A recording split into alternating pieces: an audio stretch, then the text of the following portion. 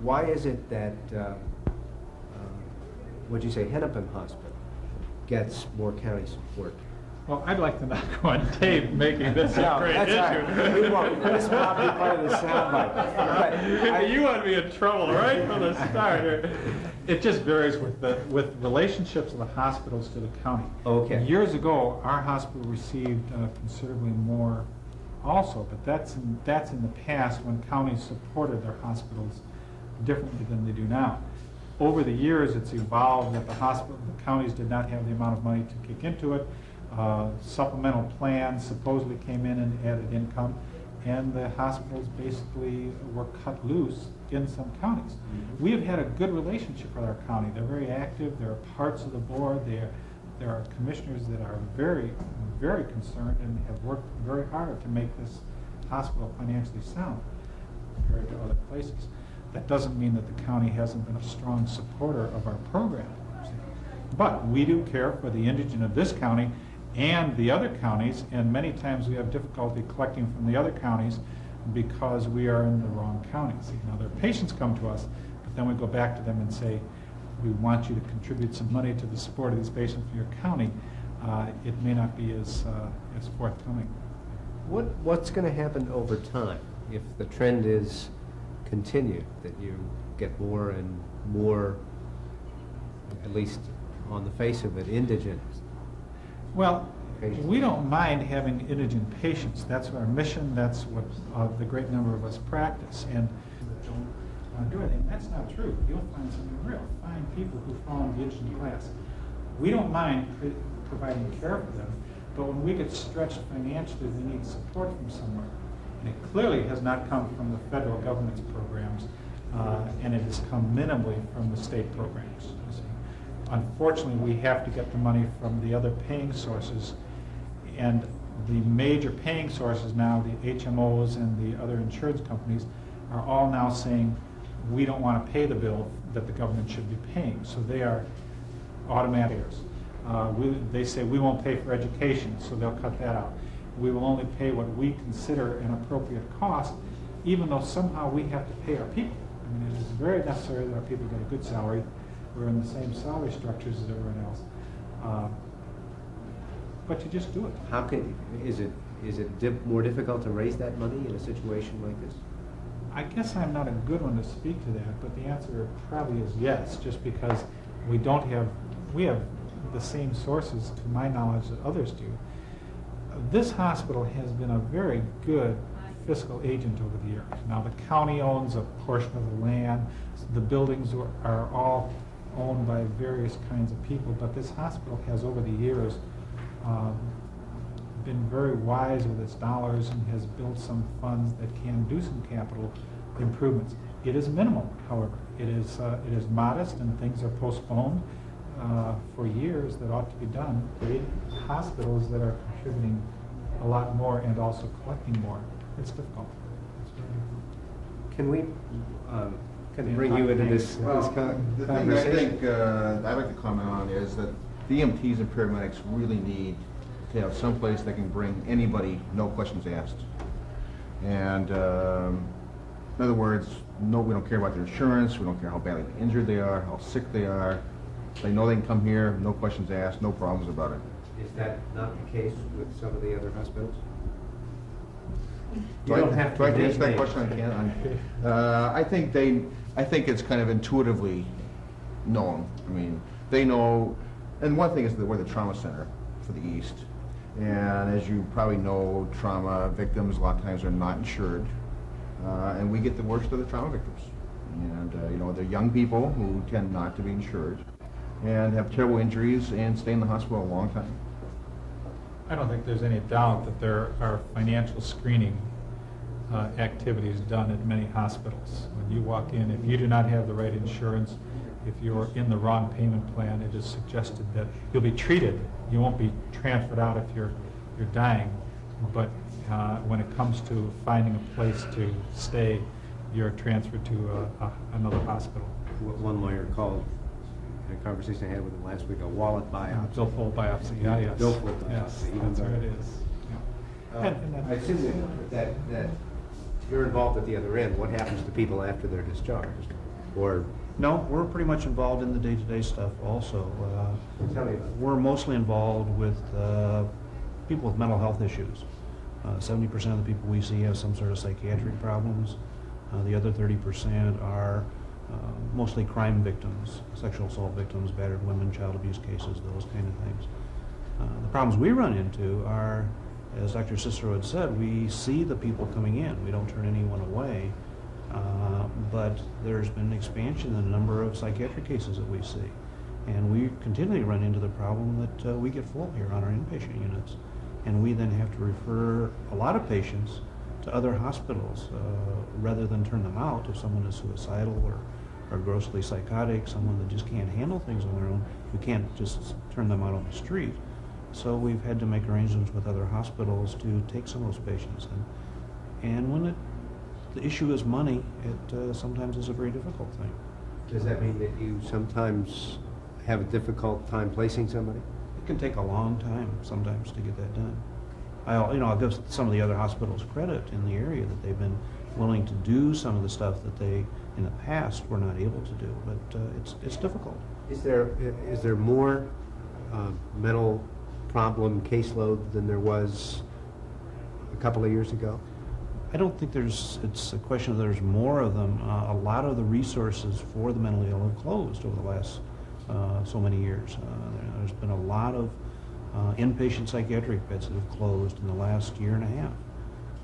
And that means that the people that used to go there come here. And then we have to do something with them. And where in the past it would take 20 minutes, half an hour to do an evaluation, another 20 minutes to get the person admitted to the hospital, we're talking about 3 to 4 hours sometimes. You may not be the right person to ask this question because I thought I was going to end up somewhere else when we started talking, but let me just try.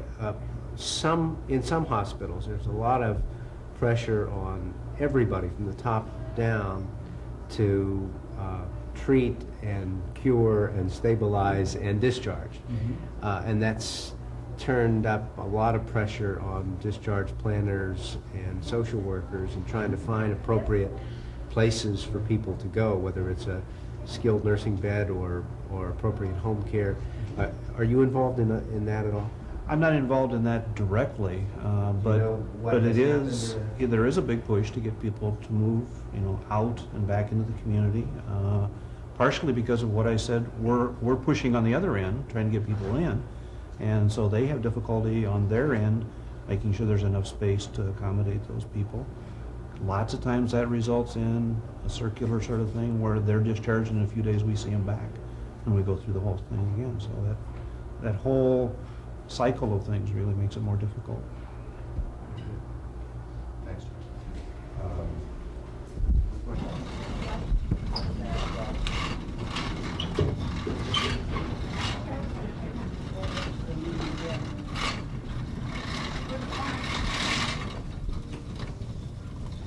Wow.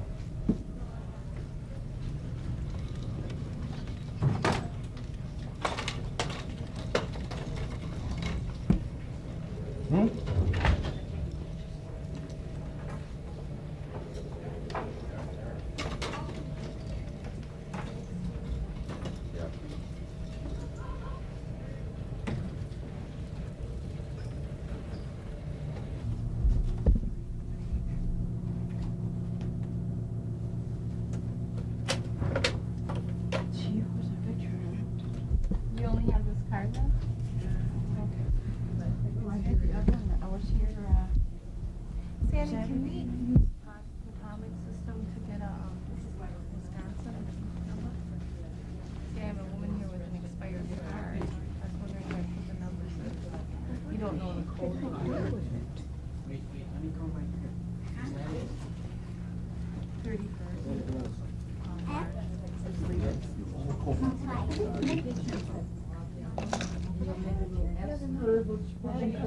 Here, let me give you a map. Write it down. Here, I'll give you a map.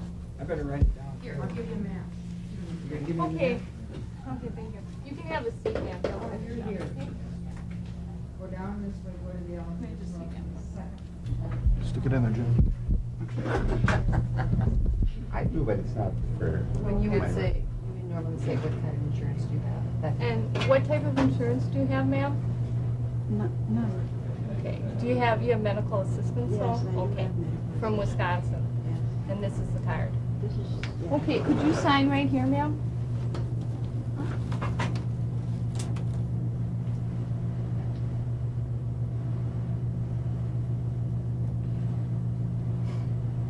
Is this your grandson?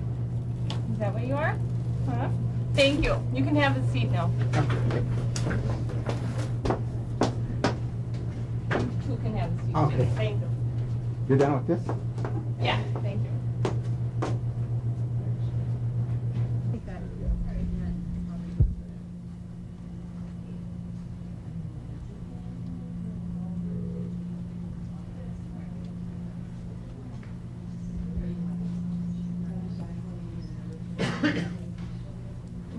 Well, that was just fun.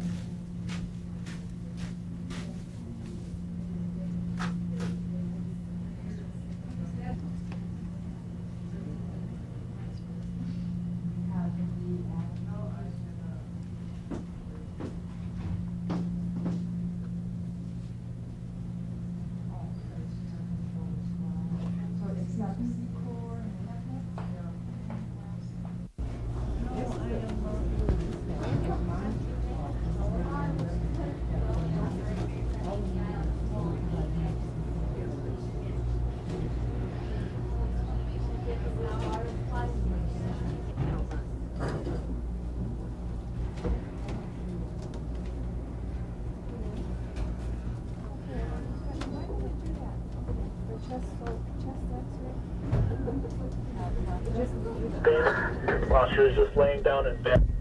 It scared her. She called for us. By the time we arrived, the chest pain had subsided. We have her on a monitor showing a normal sinus rhythm. We have her on O2. Our blood pressure 180 over 98. Pulse is 72. Respiratory rate 18. We'll be about 5 minutes to St. John's.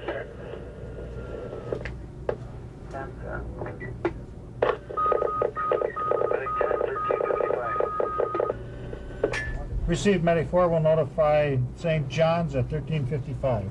10-4. Medic 4-4.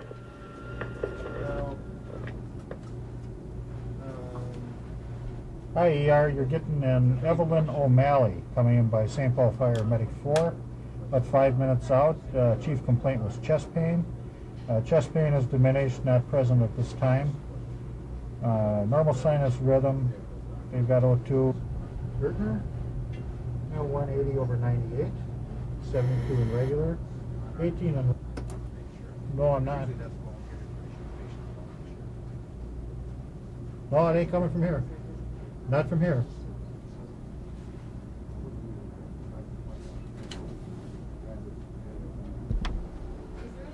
Is this really a camera? Just send it as throat culture. Just throat culture? Yeah, I've got her in one of our. Yeah, okay, you've got the referral. Send her back with that. Maybe we should just kind of put this in red so they notice it. Hand surgery is on 07. I thought Dr. Patty was here already. Dr. Patty?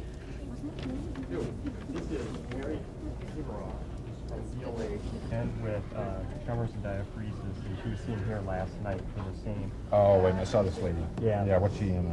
suspicion of alcohol withdrawal. Right, why is she any different? She says she's a lot better, but they brought her back for reevaluation. She still has the tremors. I and- told them to see the nurse there last night, just to check vitals. You know, to Okay. make sure that She's not going up and not. I'll get her. Okay. Because I know her She's from last night. Okay. Did you?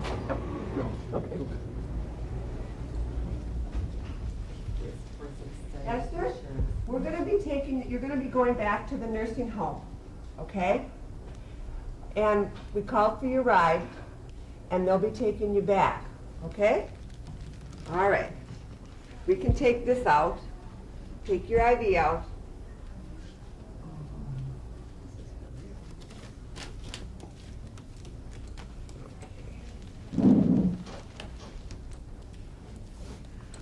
Okay. think you've been eating too much. So we want you to, not big meals, little meals. Okay? If I can get this tape undone here. There, oh, there.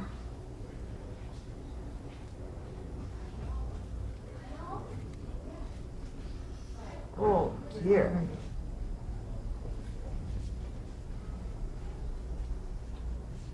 Boy, they put enough tape on here, didn't they? Fracture of his distal phalanx, just distal to the DIP joint. There's a little skin bridge left here, so hand is down seeing him. They're gonna throw some stitches in there, and that should pull it together. Okay. You need some IV antibiotics. Definitely. For his potential infection. Yeah, I thought they were gonna have to. Yeah, it should hold pretty well. That sounds good. Yep. So they're down. The orthopedic consult. Yep. Should do okay. Plus, it's his ring finger. It's not. Is he dominant? Is his right hand dominant? Yeah, but it's his ring finger, so he should do okay. What kind of complications do you think he might have from that? Well, he may still lose the tip of the finger. Yeah. And depending upon any bone infection, may complicate it. You lose a little dexterity, although, like you say, it's his ring finger. Sure. It's not as important as his other fingers. He's got some numbness on the radial aspect, and that he might not get that. Some arthritis as well. Some arthritis, some stiffness in that DIP joint. Yeah. It's pretty fortunate. Pretty fortunate to only got one finger. Yeah, and that it's still there. Good luck with your job. Thanks. Yeah.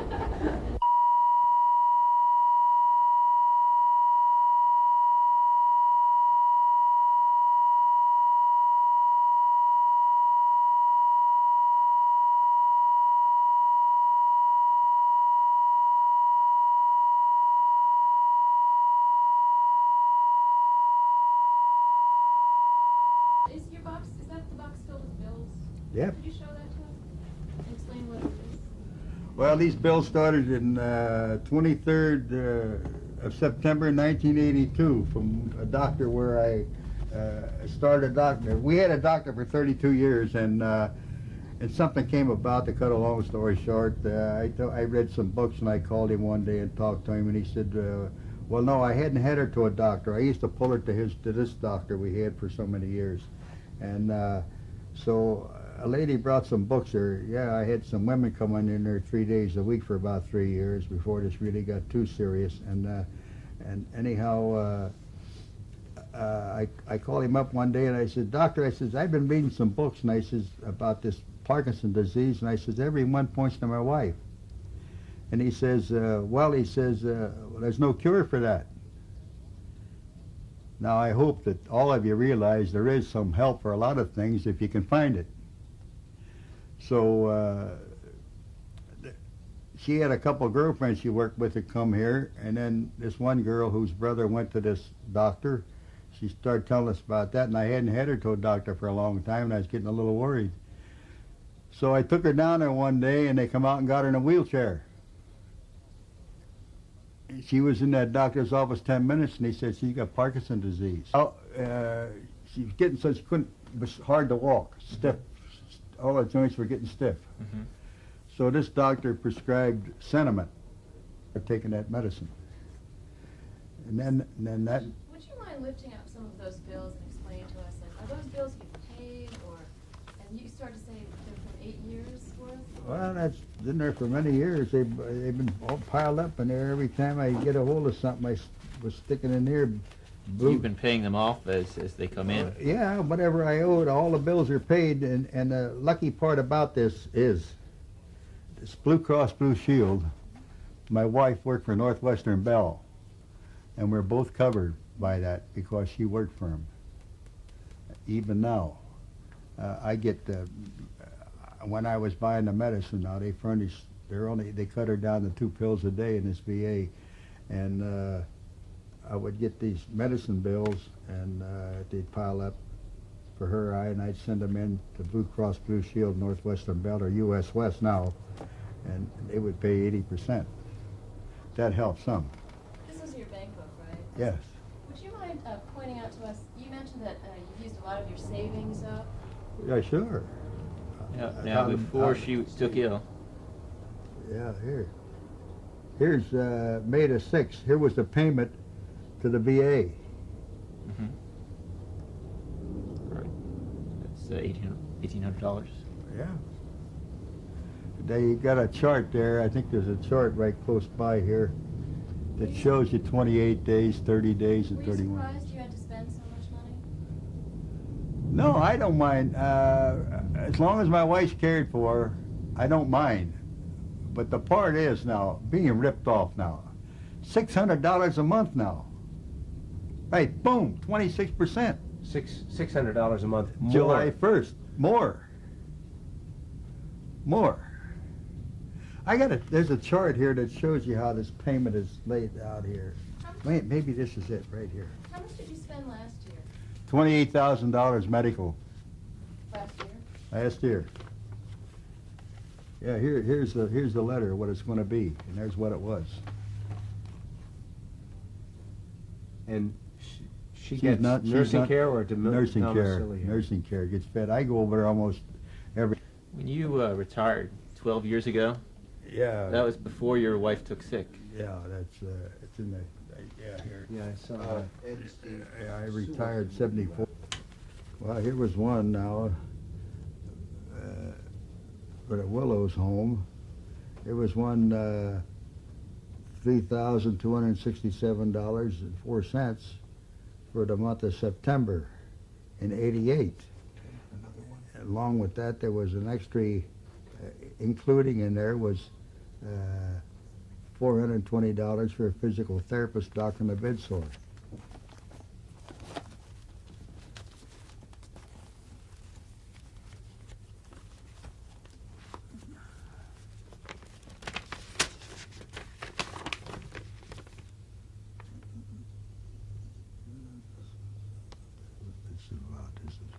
This is from the family medical clinic where I had her down there at one time, one day here. What's the date on this day? Oh, that was a credit, $6.40. There wasn't many credits, though. I'd like to find that one in here from that St. Mary's Rehab. That's what I'd like to find. Oh, here's one now. We're getting down into some hospital things here. I think this is a hospital.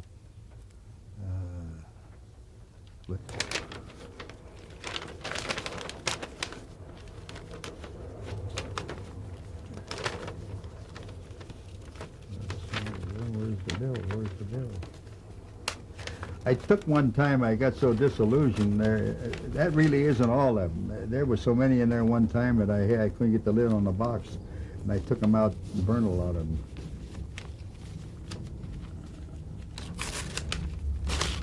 There we get this one here. Here we go. $1,766.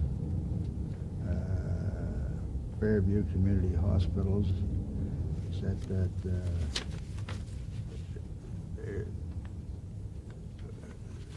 bill.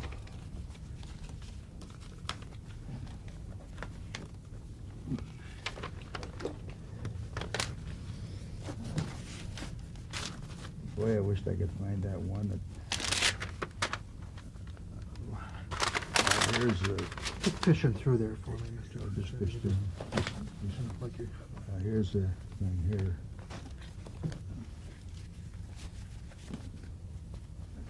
Medical Center.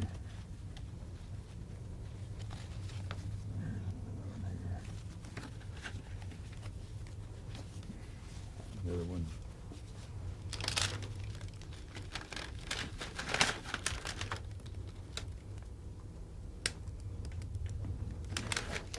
Here's another pretty good one here. Paid $72. There's the certified. Got us swinging by the hospital and chatting with your wife for a moment or two. You're welcome to it. I'd like for you to do it. But you ain't going to get much out of her. I'll tell you why. The health comes and gets down to her where she's used to seeing them. I don't know what the difference is, but they say, there's one little boy over there from Columbia. He says, "Gladys, how are you today?" She'll say, fine, they're fair. Now that lady I showed you that lived in with us, and remember Mabel? And her eyes opened up, you know, and I said she died last night. You know what I got? Nothing come out. Nothing come out. And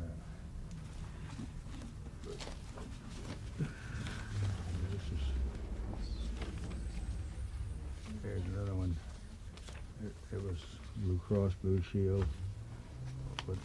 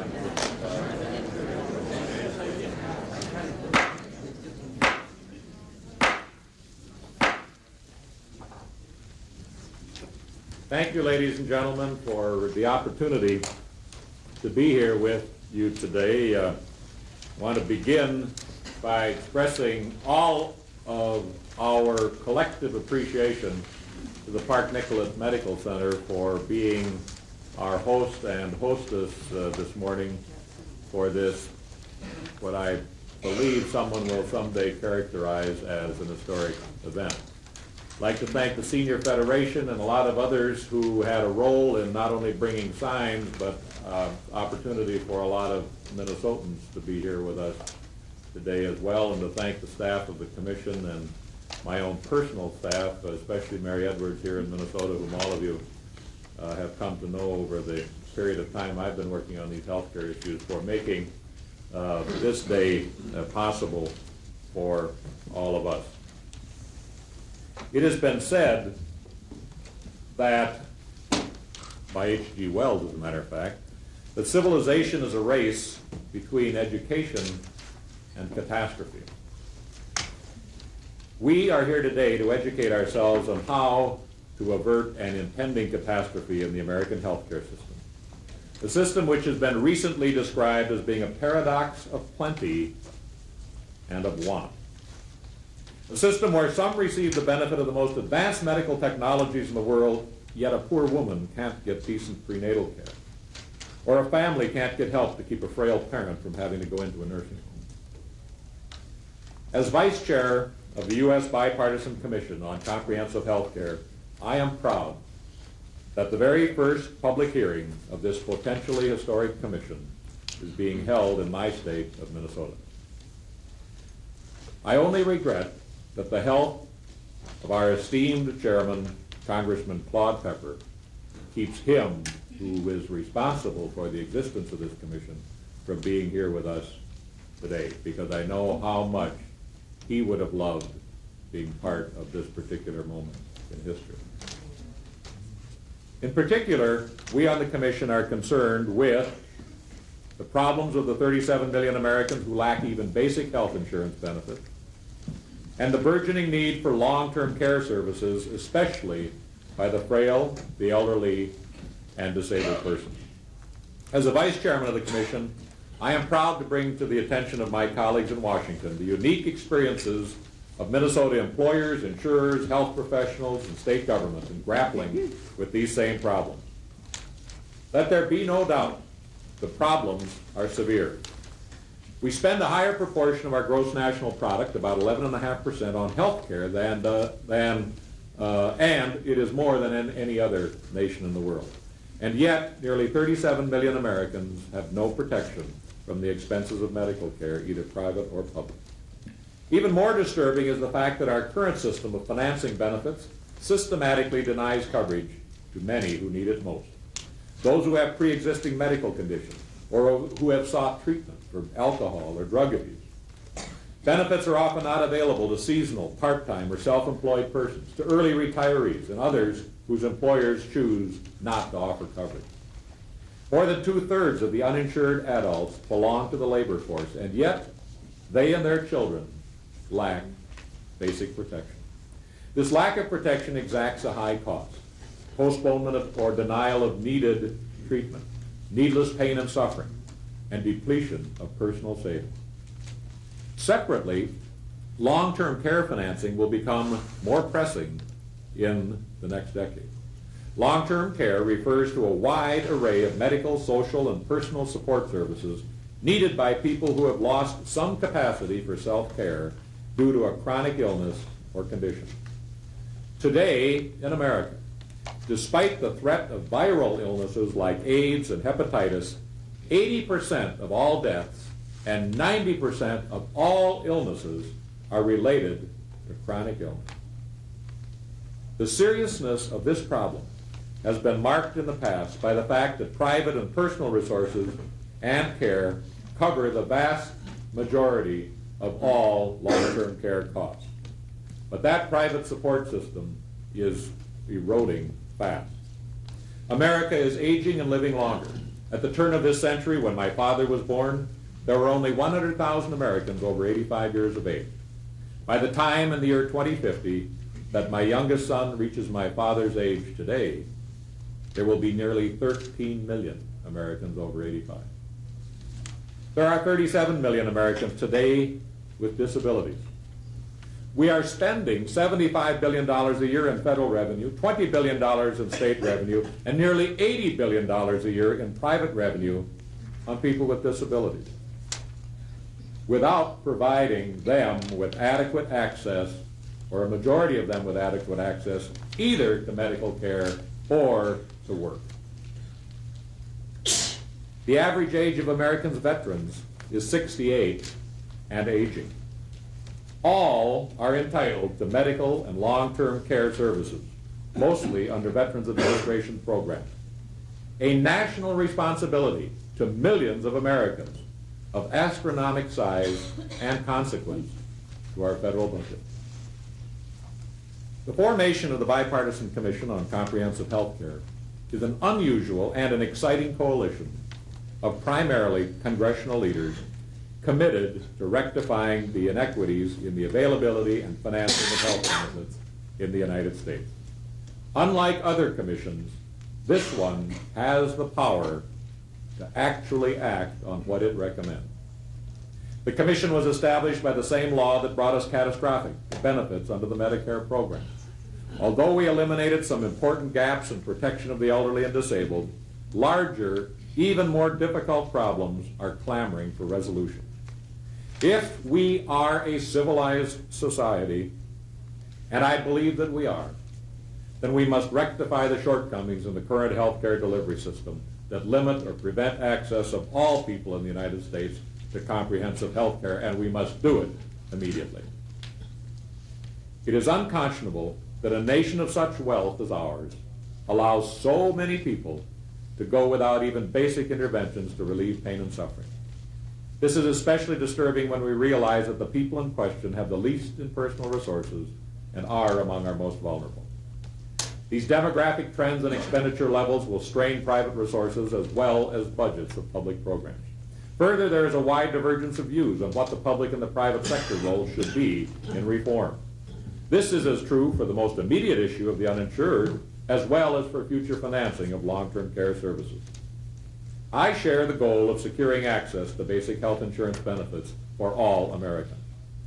Since employment is the major route by which most people obtain health benefits, the private business sector must play a role in our efforts to obtain greater parity across all kinds of employees.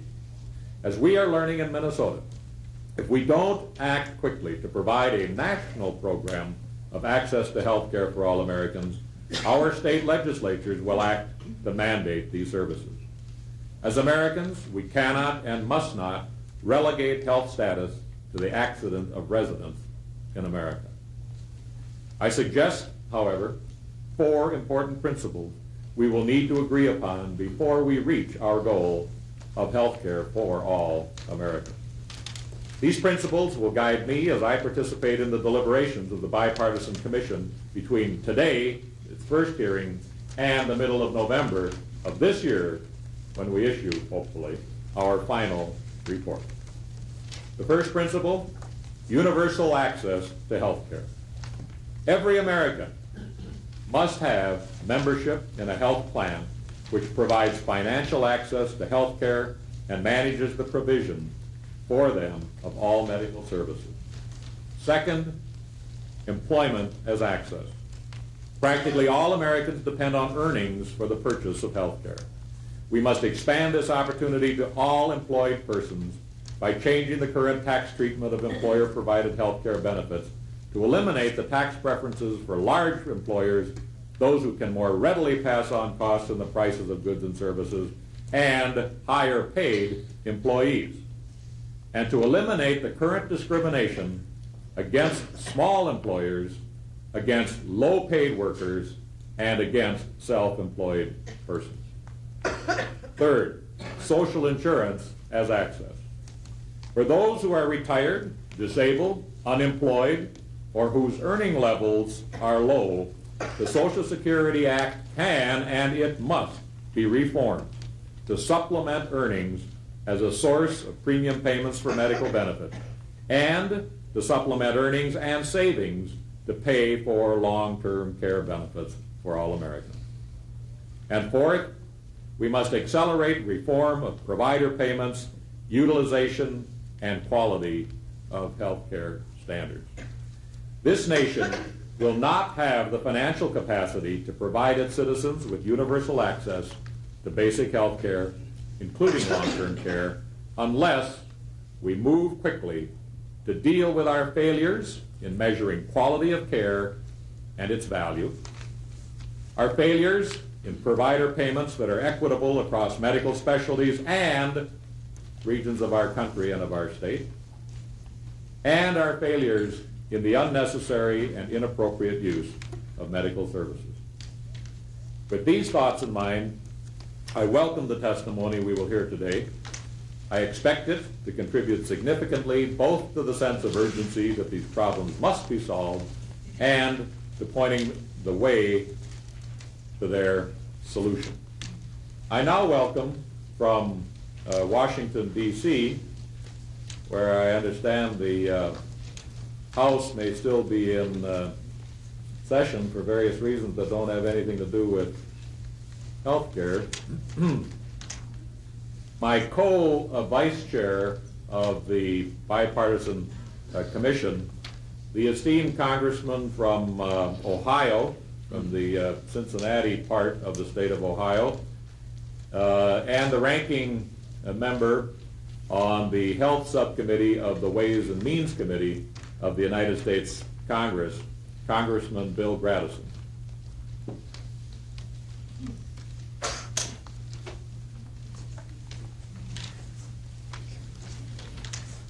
Somehow he's going to magically appear. Although I can't join you in person today, I'm delighted to have this chance to take part in this indirect way in what I'm sure will be a productive hearing in Minnesota. Dave Durnberger is one of the most respected members of either House of Congress when it comes to health, and we can count on him to make this because of Dave's involvement and because of its enormous potential. I'm very excited about the possibilities that this commission presents for progress in addressing two of America's greatest social problems, the tens of millions of people with no health insurance or inadequate protection, and the virtually complete lack of protection against the hazards of expense for long-term care. It won't be an easy task. There are dozens of knotty policy issues we have to address, and we have to address them in a very short time frame. But I think we can address them, colleagues on the commission, to that end. Thank you, Bill Bredesen. Our third vice chair is Senator Max Wade to Montana this morning and was not able to appear in that forum. The next hearing is going to be in Missoula, Montana. For any of you who happen to be in Montana towards the end of June, you can participate again at that time. Now, thanks to the experiences that we've had in Minnesota over the last several years, which build up to the fact that the nation will now address the problem of comprehensive health care, we have all come to know some very, very special Minnesotans. People not only with special needs, but with the gift to articulate the needs that not only that they have, but that they believe represent the needs of literally hundreds of thousands of our fellow citizens in Minnesota and millions of our fellow citizens across the United States of America. So the honor of being the first person to testify before the U.S. Bipartisan Commission on Comprehensive Health Care goes to Diane Seeger, who is the mother of 4 children. And I think we're going to see some of those kids right there, whose family had no health insurance when she had her 5th child, and she's going to describe for us that particular situation and what it meant for her family. Diane, thank you for being here. Hello. My name is Diana Seeger. I live in Grand Rapids, Minnesota with my 4 children. My children's ages are 20, 16, 5, and 3. My first 2 children were raised without our having any medical insurance. If you've never raised a family without medical insurance or medical assistance, it'll be difficult for you to understand the terror that parents face at 2 o'clock in the morning when they wake to find that the crying baby is running a temperature of 106. Of course, they call the hospital, and they hope that the person on the other end of the line doesn't think they should bring the baby into the emergency room. They hope that they can handle the care at home. But high temps can be dangerous, so they better bring the baby in. This is a reoccurring nightmare that does not end at the first light of day. The nightmare for the baby. But the next morning, there's a nightmare for how are they going to pay the $100 emergency room charge. This is a commonly shared nightmare of families without medical insurance. But this, as bad as it is only the beginning. 6 years ago, I was pregnant with my 3rd child. My husband, Melvin, was working as a logger, bringing home about $9,000 a year. I was not employed, we had no health insurance, and our assets were too great for us to qualify for medical assistance. So I regularly drove 70 miles to the Indian Hospital in Cass Lake, Minnesota, so that I could receive prenatal care. We knew that when the time came, we would have to go 84 miles, 14 miles farther, to a hospital in Bemidji, Minnesota, because the Indian Hospital did not do deliveries. There were 2 hospitals within 20 minutes of our house, but the costs were way out of our range. Well, when the time came and we were en route to the hospital, we did not make it. 25 miles into the trip, I went into labor, and we wound up at an Indian out clinic. They were not equipped to handle deliveries. They had no forceps. They didn't even have any oxygen.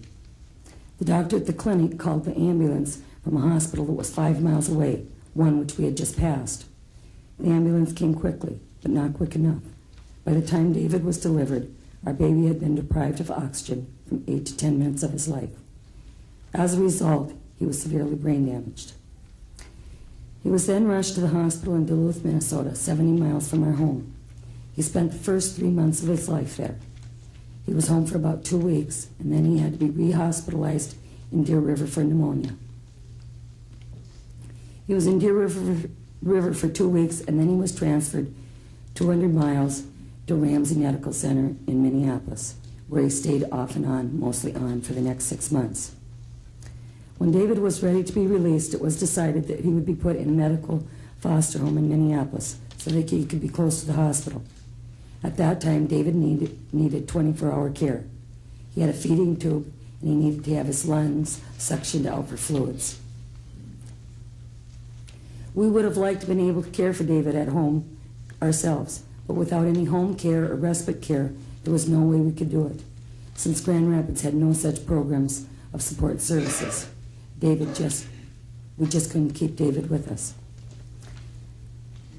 So after all that we had been through, we had to arrange through social services for a family in Minneapolis to take care of David. I would drive the 200 miles once or twice a month to visit him. People used to come up to me and say, "Oh, they must be wonderful people." But when you're a mother who loves her children, it's the hardest thing to hear.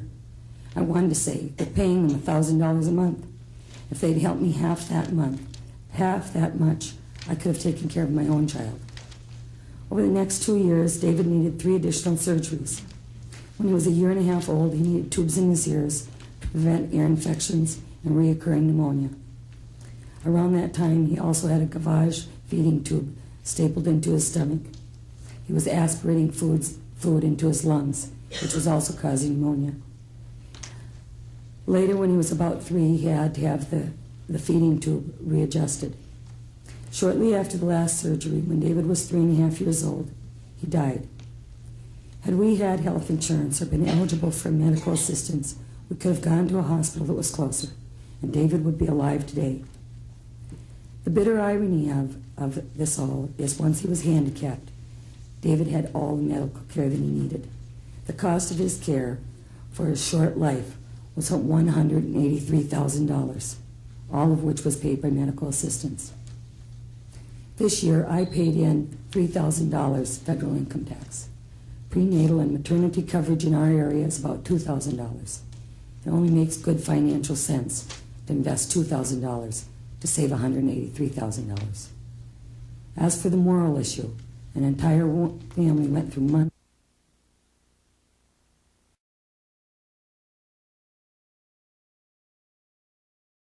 That is rich in resources. Our baby's life was taken because someone thought they could save $2,000. My story is only one of thousands.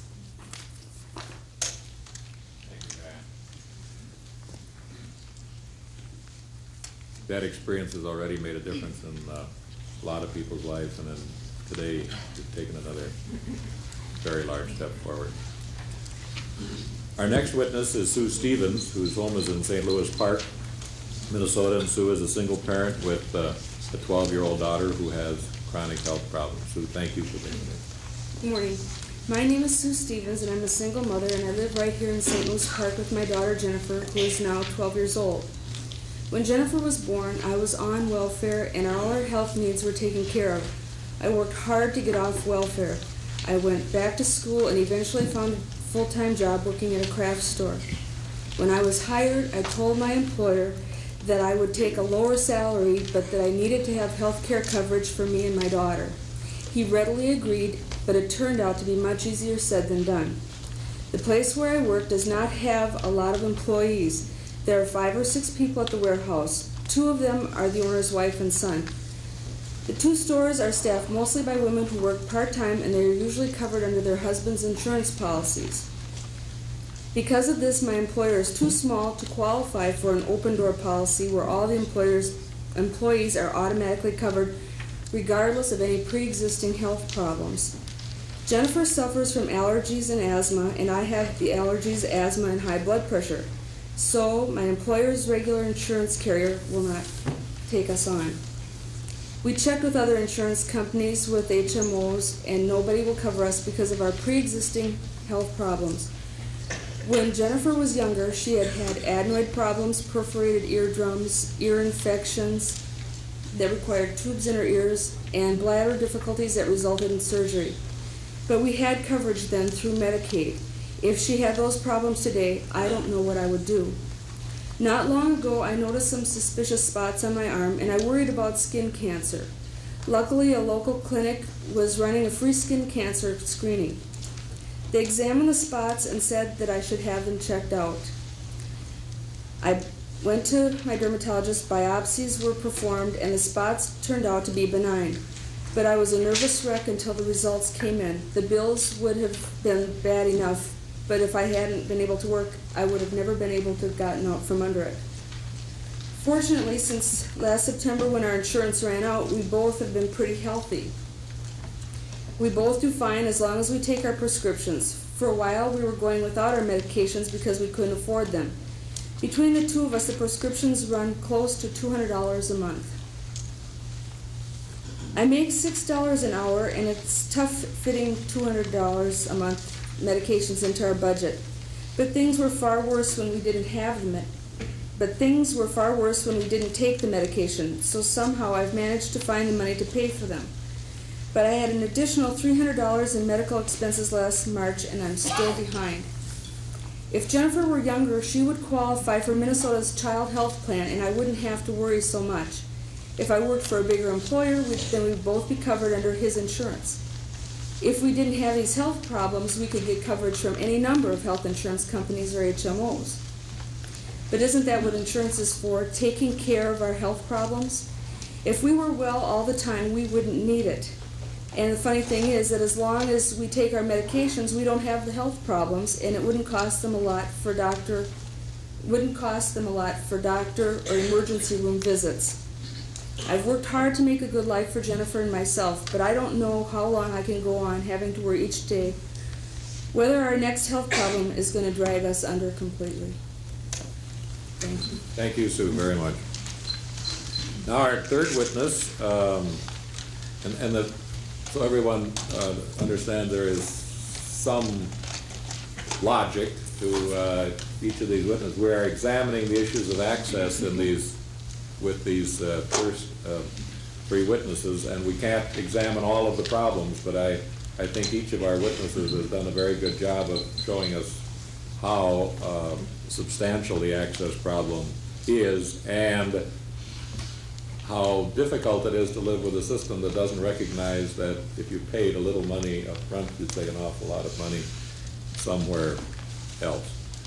Now, a person who's been instructive on this for all of us in Minnesota for even more years than she appears to have lived is Grace Nelson of Edina, who is a member of the Board of Directors of the Minnesota Board of Aging, Group Health, and the Medicare Advocacy Project, a past president of the Minnesota Senior Federation, and a past vice president of the Metropolitan Senior Federation. Grace Nelson. My name is Grace Nelson. I am representing the Minnesota Senior Federation, the Minnesota Health Care Coalition, and the Minnesota Long-Term Care Campaign. As one who has faced the problems associated with paying for the acute care of my husband and the nursing home care for my mother, I know firsthand the complexities and costs of our present system. Our health care system is expensive, bureaucratic, and often cruel. A statement also made by Dr. John Roberts, Chief Resident in Internal Medicine at Abbott Northwestern Hospital.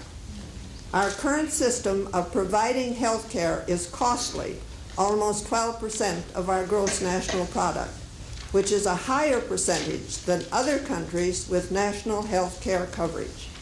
2, with this high cost, we have almost 40 million uninsured. Higher costs and the number of uninsured indicates that competition is not working. With fragmentation of our system increases administrative costs, paperwork, and time diverted from on-hand care by providers of health care. Fragmentation also lends itself to cost shifting. The current system is unfair in the following ways: inequality of rural and urban reimbursement, inequality of reimbursement which overpays many specialists by penalizing primary care physicians' reimbursement, inequality of access to care. The bottom line tends to be cost, not quality. No money, no care, little help for chronic care, screening out individuals with expensive care problems, and a lack of attention to long-term care. The following are our recommendations. In the long run, we recommend comprehensive universal health care for all Americans. In the first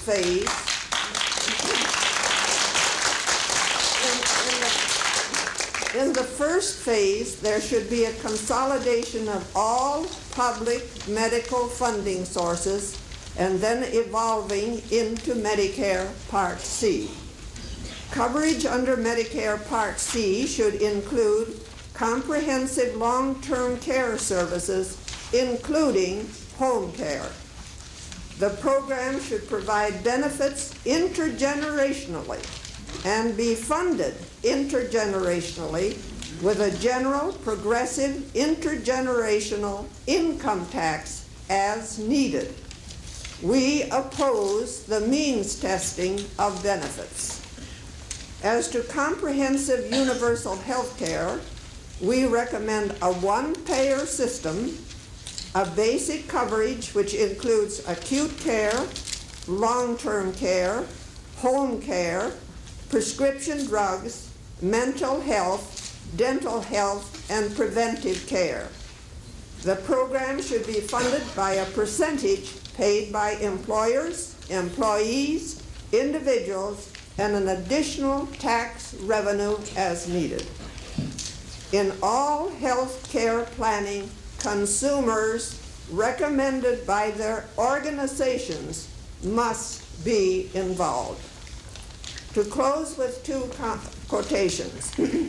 This one comes from an anonymous source. We are connected by a common link. With one end we sit, with the other we think.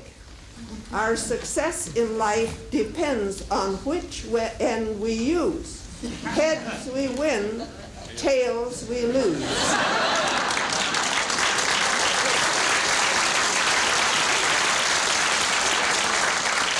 The second quotation I would like to give is from Winston Churchill. Americans can always be relied on to do the right thing after they have exhausted all other possibilities. We hope that with this commission, the heads will win, and Churchill's words will not be true as it applies to the lengthy process. We want to thank the ability to make this presentation, Senator Durnberger. Thank you, Grace, very much.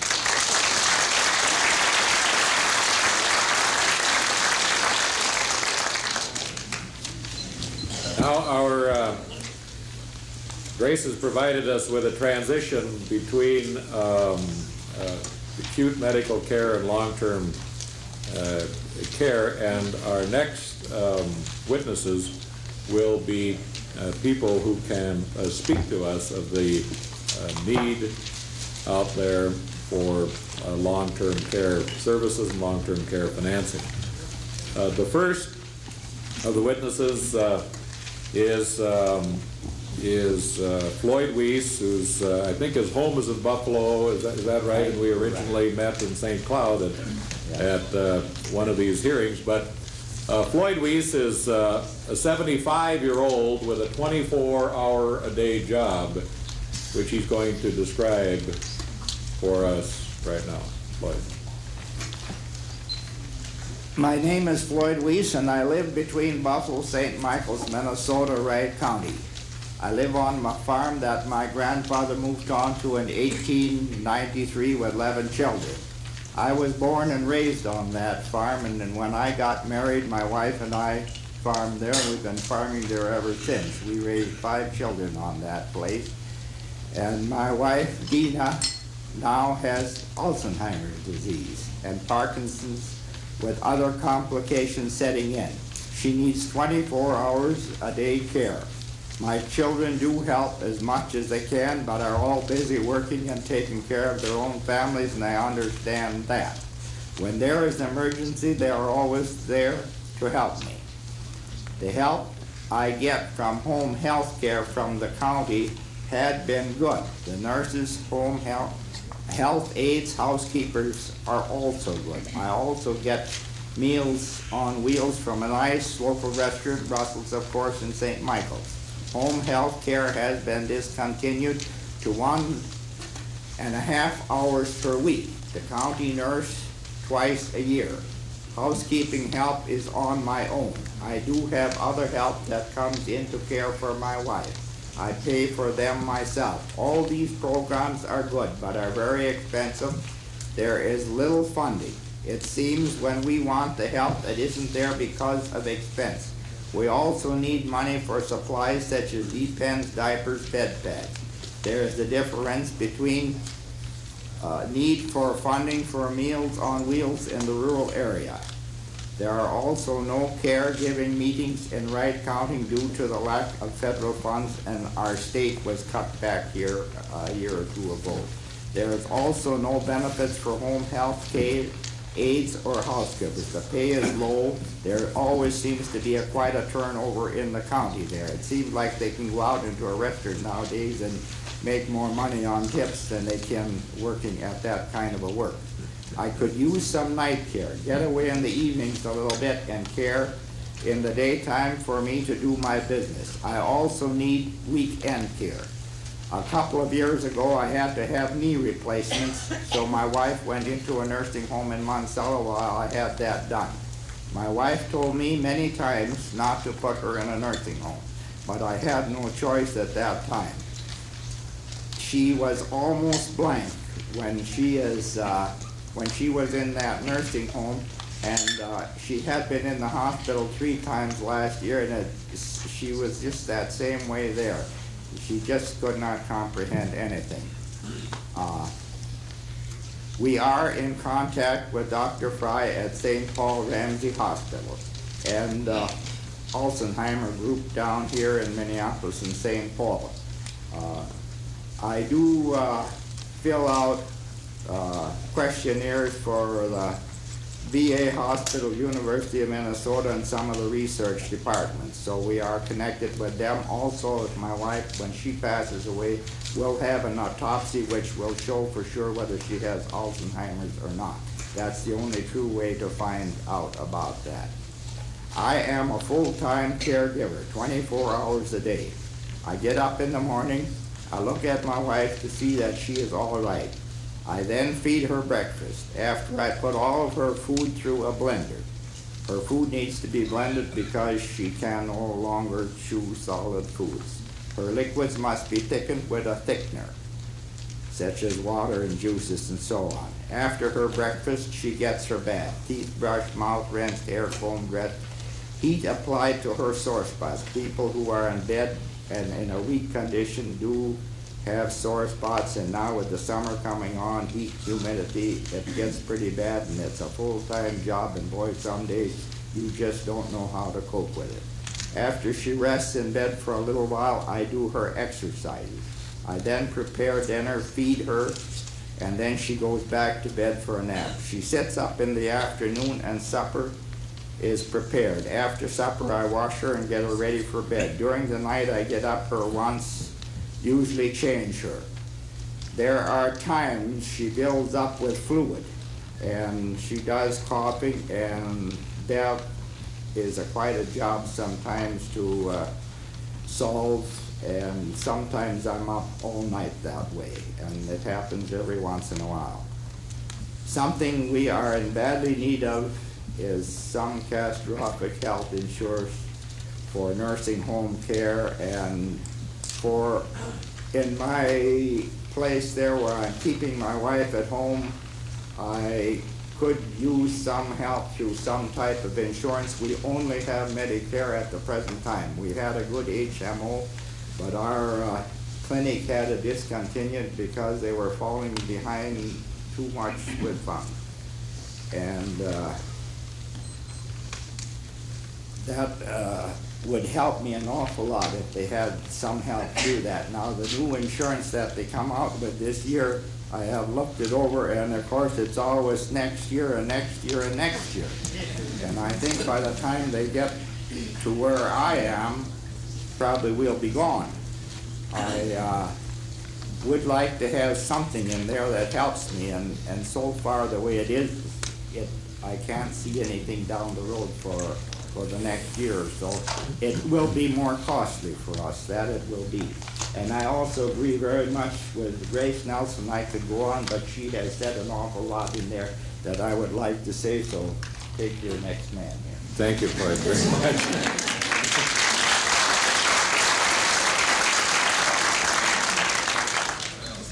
I hope that through the medium of television, people across this country will learn the value of beginning these hearings in the heartland rather than on the East Coast. Is being dealt with in a very special way in rural America. And what a value it is to the rest of this country, those family values of Floyd and his wife were still on the farm, being able to care or provide that care in a way to accomplish in the rest of this country. And if anybody wants to think of a good reason why we ought to hang on to rural America and we ought to hang on to the smaller farms and we ought to hang on to the small towns and everything else, it's because it's really very helpful for the rest of this country to do that. And I think we just heard an illustration of that. Could I say one thing? Well, yeah, I suppose. There has been quite a bit of money, research money through you this year that is given down to this research area, and we thank you very much for that. Thank you very much. Now, Grace said earlier, heads you win. Our next witness is Reverend Joe Head, who is a retired minister, one of the leaders in the Liberty Bell Foundation. He has been disabled since 1983 following a bus accident. His wife also has a disability. But Floyd is best known for the fact that he broke the international 100-yard dash record in the San Diego Senior Olympics when he was 73 years of age in 1973. So, Joe, we're pleased to have you here today. Mr. Chairman, my name is Joseph Head. I'm a retired minister, the past national chaplain of the Veterans of Foreign Wars, a former high school principal and coach, and until my accident, a world champion runner. I am 90 years young, my wife of 85 years, and I have lived in Minneapolis for the past 35 years. And we have been happily married for 65 years. 6 years ago, I was hit by a bus while on the sidewalk. As a result, I was totally disabled and confined to a wheelchair. Over the past few years, my wife developed a circulatory problem with her leg, which caused ulcers to form on her legs. Recently, the condition worsened, and she became completely bedfast. Her legs were in such bad condition that we were told that unless she was hospitalized, she would lose her legs. Once she was in the hospital, tests were run. She was placed on antibiotics, and a dermatologist formula was applied to her legs. Her legs showed marked improvement, but my wife had an adverse reaction to the medication. Her back and buttocks became inflamed. There was a large red area about the size of a catcher's mitt. Despite this, the hospital wanted to send my wife home. My wife's doctor arranged for her to stay another week.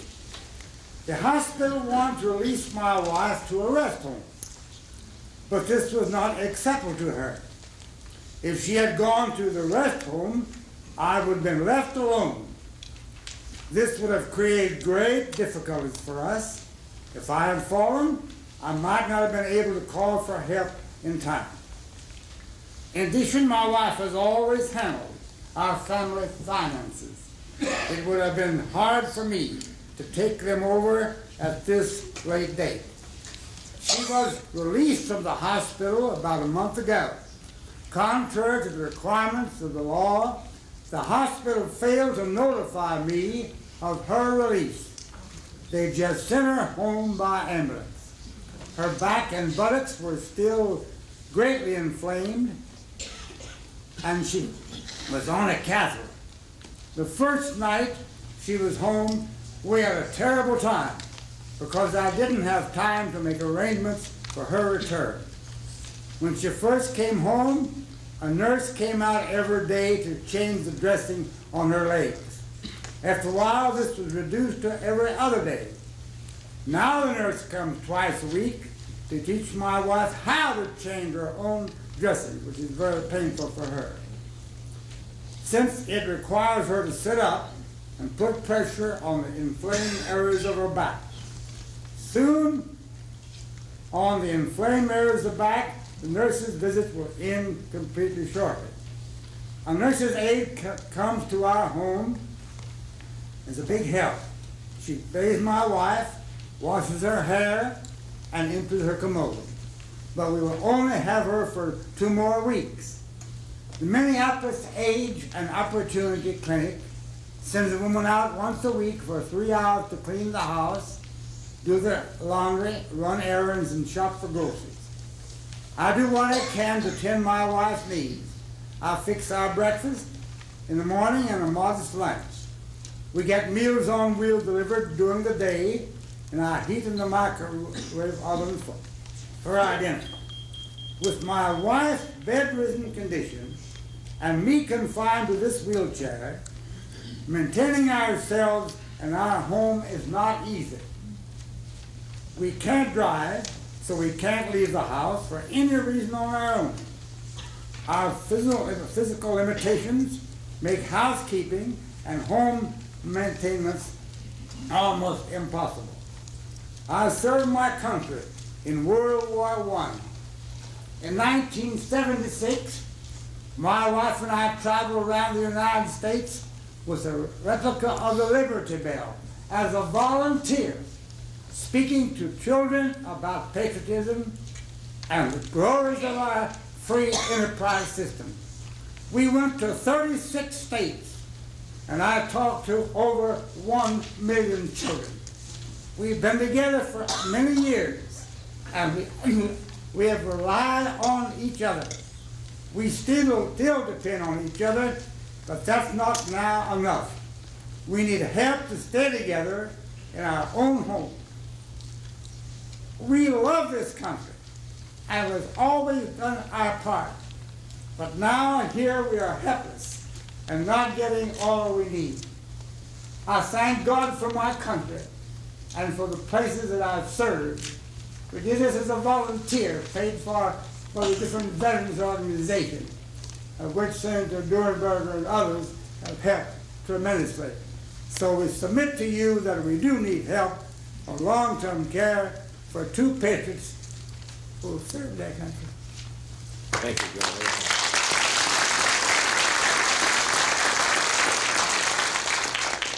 Our final witness, Mr. and Mrs. Bob Oakland from Duluth, and I guess, Bob, you're going to have a statement about your commitment and your wife's commitment to your 75-year-old father. Good morning. My name is Bob Oakland. I'm here today with my wife, Betty.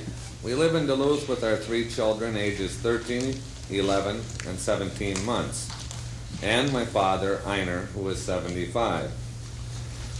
I have been taking care of my father for the past 6 years. He is in general poor health. He was recently diagnosed with cancer, has severe emphysema, arthritis, poor eyesight, hearing loss, and war wounds which have left him partially disabled. And in addition, he has recently been discharged from the hospital after ulcer surgery. As a result of his medical conditions, he has only limited mobility, which allows him to walk short distances with the aid of a walker. He cannot dress or bathe himself, and he is sometimes incoherent. He requires a lot of care now, but we know as time goes on, his condition will deteriorate until he needs round-the-clock care. His emphysema will require him to be on oxygen, and the cancer will make his activities more and more limited. I've been taking care of my father for 6 years now. During that time, he's lived with me, and I've done what I can to see to it that his needs are met. Not long ago, I remarried Betty, and I have tried to maintain a normal family life for our children, but it's been hard. Since Betty and I were married 2.5 years ago, much of the burden of caring for my father comes or falls on her. She does the best she can to hold everything together. We have a 17-month-old baby, and for Betty, caring for the baby and caring for my father are pretty much the same. The demands are the same, but the care is a lot harder because my dad is bigger and he resists her help. Between my father and the kids, things are very hectic for us. As it is, my wife does household errands during her lunch hour, except the grocery shopping because she can't get the bags home on the bus. We get approximately 50 hours of home care a week to cover the period when my wife and I are at work, for a fee of $200 a month. The county provides 33 hours of the care. That's for my dad. The other 17 hours we pay for ourselves at about approximately $75 a week. Because of cutbacks in county services, when my father's condition worsens, he will not be eligible for any more assistance from the county. That means the cost of any additional care will fall on us. Right now, we fill in the rest of the hours ourselves. We're on duty evenings and weekends, and for a couple that's been just recently married, that doesn't mean we don't get much privacy. Sometimes we don't get 10 minutes alone together. It's funny, but one of the reasons we were looking forward to come down here was we'd have a chance to spend 2.5, 3 hours on the drive together, talking about finances and plans for the future on the drive down from the city, from Duluth. You know, so that was a pleasure, something we don't normally get sometimes. Some days it's just unbelievable. I don't know what things will be like when my dad's condition gets worse. His care will use up more and more of our time and our resources, just as our older children become teenagers, a time when their demands on our time and money will also grow. My family and marriage already show strains at times, you know, due to the caring for my father and his demands. And I don't know what's going to happen when things get worse. I just don't know. Thank you.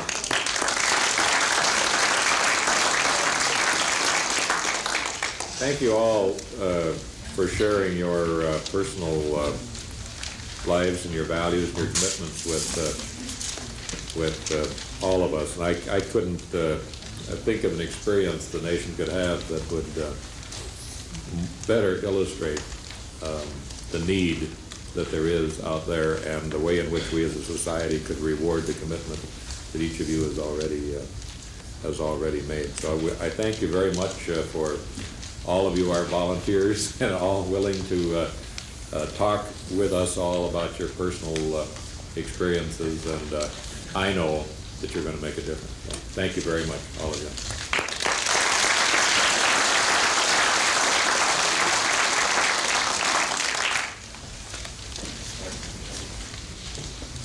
American on the issues of rural health care has appeared in the States Congress and has recently accepted appointment as the Assistant Dean. Thank you for coming to us on this question. Healthcare is a primary need. It's as primary as the education that we provide our children, as primary as the housing that we attempt to guarantee to the homeless, as primary as the nutritional needs that we attempt to meet at the kitchen table. It is not recognized in our Constitution at the state or the federal level as such, but it is recognized, I think, universally by us as such. In Minnesota, we're fortunate. Fewer of us, in fact, are without health insurance in our society here than in virtually any other state in America. Only one state, the state of Rhode Island, has a smaller portion of its population that is, in fact, exposed without access to health insurance. But even at that, it still means that between 340 and 400,000 of us in Minnesota have no health insurance, have no basic access to care. Of those without access to care, fully 1/3 are children. 85% are under the age of 45. Almost half of them are not what we would term poor, but are in fact earning 200% or more than the federal poverty level. Statewide, those that tend to be without insurance are often in farming, in retail trade, in small employment, or self-employment. But overwhelmingly, those without health insurance, access to health care in our state of Minnesota are working men and women and their dependents, their children. And what does that mean? It means that when they end up in the system, they end up at the tail end of the system. They end up in hospitals rather than doctors' offices. They end up with injections rather than pills. Once they enter the hospital, those without health insurance are between 2 and 3 times more likely to die in that hospital, as are the rest of us that have health insurance. Those without health insurance are 5 times as likely to leave the hospital against the specific recommendations of their doctors as the rest of us. Our children without health insurance are far less likely to have well child care, far less likely to receive basic immunizations. Our pregnant women are far less likely to receive prenatal care. The results are unfortunate, but I think rather clear. We can't pretend that the costs are not borne, and borne by all of us collectively. They are, much of them in obvious ways, through cost shifting. We all pay higher health insurance premiums. We all pay higher property taxes. Right here in Hennepin County, we pay over $16 million every year now for uncompensated care costs provided to the uninsured simply at Hennepin County Hospital and Clinic. And that cost is duplicated again and again in our society throughout the state. At the state level, we pay higher income taxes, higher sales taxes, because we have constructed over time an unfortunate system that says to people, if you cannot work, or if in fact you choose not to work, we will provide you a certain level of care, in fact a quality level of care through medical assistance. But that if in fact you do work but are not enfranchised with employment that guarantees health insurance, you shall go without. People stay on the system of welfare, stay on medical assistance in many instances because they have young children and simply cannot leave them exposed, and we all bear that cost. We bear a collective cost of higher absenteeism and lower productivity in the workforce. And we bear an ultimate cost of a society that is increasingly stratified. As more and more people in our society, not simply here in Minnesota, but throughout America, go without health insurance as the economic nature of our society changes, this problem is exacerbated, and the numbers are increasing at a geometric progression. The response is one that I would hope could be borne on a federal level with a comprehensive response, and I applaud your efforts in that respect, Senator Durenberger. But in lieu of a federal response, it is absolutely imperative that states step forward and establish a model of behavior that can be embraced at the federal level. If there are 400,000 Minnesotans without access to care today, we know that there will be 440,000 next year at this time and 500,000 the year after that. And while we may not be amongst them, our children may be, or our parents may be, or we may be laid off of our employment and we may be in those same lines. States are taking the lead in many respects in terms of providing access to health care. The state of Oregon in recognizing that perhaps transplants are not as imperative as prenatal care to pregnant women. The states of Hawaii and Massachusetts that say as a predicate to employment, we should have access to care, that we all benefit from that access to care. Here in Minnesota with our initial health span efforts, Senator, thank you very much. We applaud your efforts. We hope you'll take the message back that we need this help. We need it desperately right here in your state. Thank you. Thank you very much, Paul.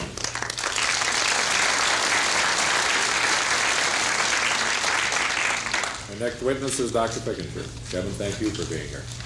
Thank you, Senator Durenberger. I want to express appreciation to you for bringing the Bipartisan Commission on Comprehensive Health Care to Minnesota. I really agree with your statement that it's important for commissions like this to come to the heartland where many of our problems exist and to hear what people have to say. I was very moved by the statements that came before us. In fact, in some ways, as I was thinking about my presentation, I thought, you know, the technical discussions about how we put together a health care system really pale in consideration of the human element of health care in America. For too long, we've neglected, from my perspective, access to basic health care services for our people. For too long, we've had a health care system that has suffered from benign neglect. And it's through efforts like the Commission that I think we can now begin to have a discussion in this country about what type of healthcare system we want to have for the next century. And I look to the Commission for leadership in helping us to frame that debate because it is so critical for many people in the country.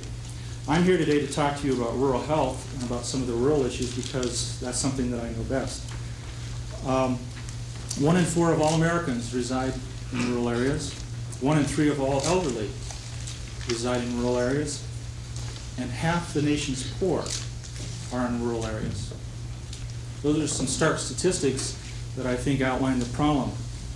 The other thing about rural health and rural health care delivery is that I really don't think that we can talk about rural health without talking about the health of rural America. And even though this is a bipartisan commission on comprehensive health care, I think when it comes to rural health care that we also need to talk about rural infrastructure.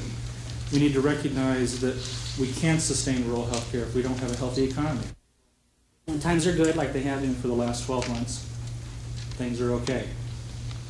But when I heard this morning on the radio on the way over here that our GMP is slowing down, that people are projecting that we're entering a recession, one of the first things that happens is that housing starts to go down, and my brother is unemployed.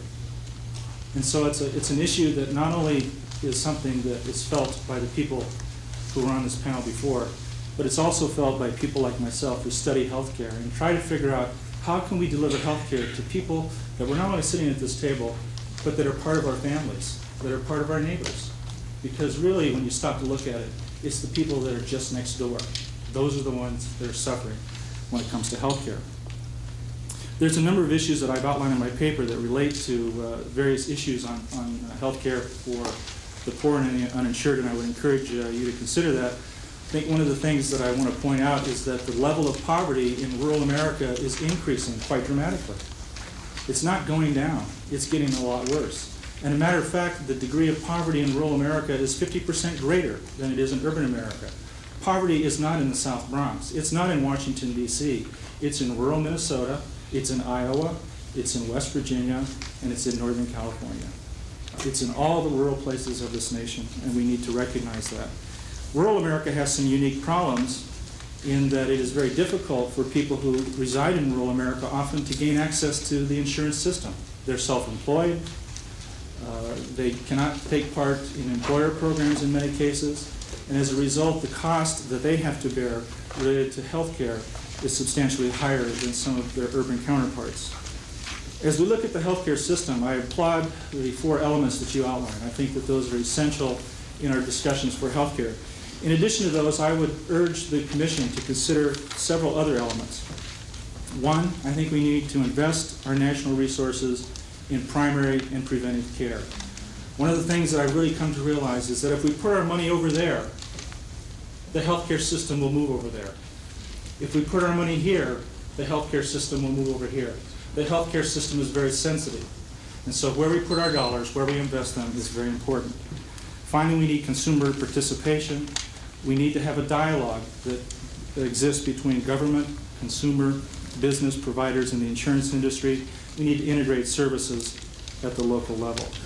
There are a number of specific recommendations that I've made in my formal paper, which I would urge the Commission and the staff in particular to look at. And I won't go into those at this point. Suffice it to say that I think we need a rural development policy because we can't have health in rural America unless we have a healthy rural America. We need to restructure our Medicaid program so that there's equity in it in all states. And we also need to consider legislation that I think would create state risk pools to help in insurance for people that live in rural areas. Thank you very much. Great. Thank you, Kevin, very much. Now our next witness will be Luann Nyberg of the Minnesota Children's Defense Fund. Thank you, Senator Durnberger, and thanks very much for allowing us to speak today. I've got prepared written statement which is much more lengthy than the one I'll deliver, and that statement documents and details some of the things that you've already heard about, that children are overrepresented among the uninsured, that there are very poor outcomes. For example, infant mortality in this state has begun to creep up for the last 2 years after decades of decline, which is a very disturbing thing. We also see, for example, preventable diseases like whooping cough creeping up in the 80s in Minnesota after declining for decades. So that the bad things that come when we don't do that preventive care, we now see. They are here. They are happening now. And the thing I really want to say is I'm wondering how to move us past the discussion stage. You've been involved in these discussions for 15 years or longer. The Children's Defense Fund has been. Most of us in this room have been dealing with these questions in one form or another, having grown up in this society, which has not yet made this decision for universal access for a long time. And I'm sort of feeling today like maybe we've been too nice. You know, we've said things in a little too professional a way. And so I was thinking as I drove over here about how to characterize what's going on in our country. And I think these are the two words that characterize them. The first one is wrong, and the second one is stupid.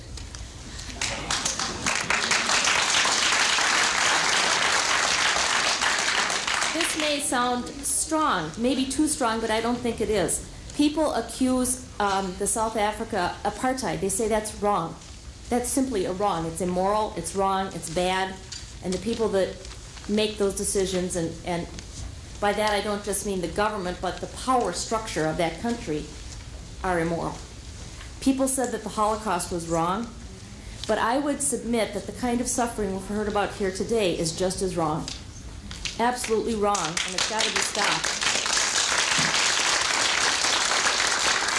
It's also interesting that when you read polls, you find consistently that the American people believe that too. They want action on health care. For people that they believe don't have the wherewithal to buy it themselves, they want the government to step in and solve this problem.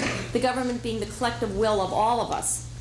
I agree with you that employers have to be a major payment source for that because they're a major payment source here. But I do think that we've got to stop letting them off the hook if they feel like being off the hook. We've got to change not only tax treatment but ERISA. We now have a very uneven playing field. We have some employers saying, well, I guess I'm just not going to pay for that. Their competitors are doing it, though, and then pay the shifted costs, so they get to pay for their own employees plus part of the competitors' employees who aren't. We just have a very, very uneven playing field in that area. On the stupid side, we've already heard about the death, the suffering, the expense, the loss of productivity. You know, these just go on and on. I'm not sure that all Americans understand quite the depth of the stupidity of the kind of neglect that comes as a result of the neglect of this question of universal access. But I think the people that need to know this. I think the healthcare experts in government, in healthcare policymakers, have come to understand just how silly this non-policy is, this non-policy of access. And so what I've been asking myself in the last couple days as I've been trying to prepare this presentation is, what will it take to get us to move from the one end Grace was talking about to the other?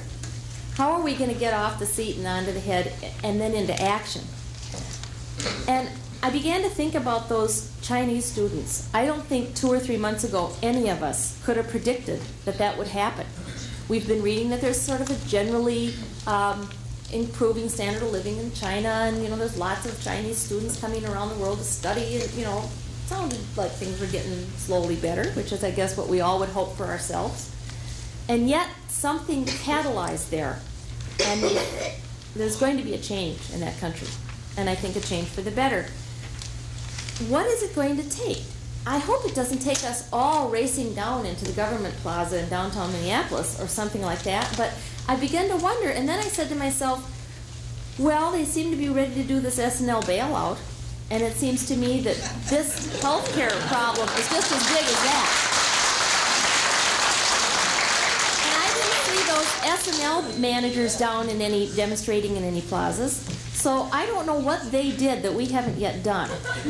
And maybe you could give us some instruction on that. But it does seem to me that we need something new in this debate, that simply the facts, the figures, the consequences have not moved the powers that be into action. And that's exactly where we're at. We know there's a problem. We know we can solve that problem. Certainly, the health span proposal that Representative Ogren and many of us worked on discovered that it was a very solvable problem in this state, that for $150 million a year in a financing mechanism beyond what the people themselves could pay, we could cover every Minnesotan with what 90% of the people ever use. That's not an awful lot of money in a state with a $14 billion biennial budget. And I think the same kinds of numbers are true at the federal level as well. So it just seems to me that the question now is how to galvanize ourselves into action. And I think the people in this audience are ready to act, and you need to tell us how to help us move your colleagues into action. Thank you.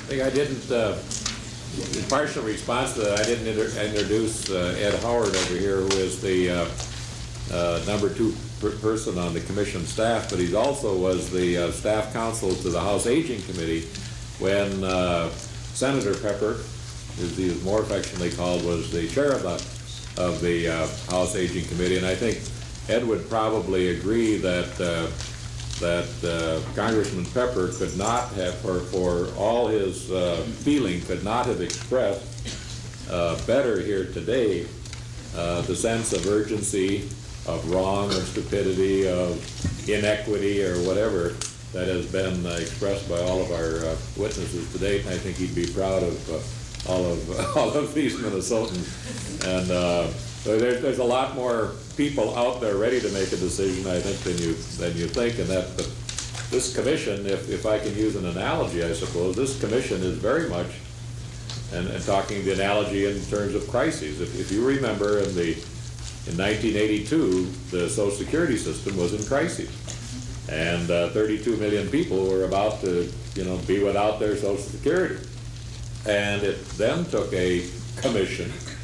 I hate to say this is the solution to all problems, but it took a commission, then headed by Alan Greenspan, but largely with members of the Senate and the House on it. Took the better part of a year, some sense of their own crises, and then all of a sudden, the beginning of '83, they kind of came back together and they said, this problem must be dealt with, and it must be, it was one of those, if not us, who, if not now, when, deals, and they did it.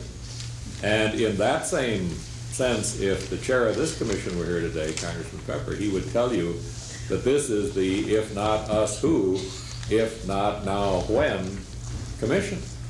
And our deadline is the middle of November of 1989.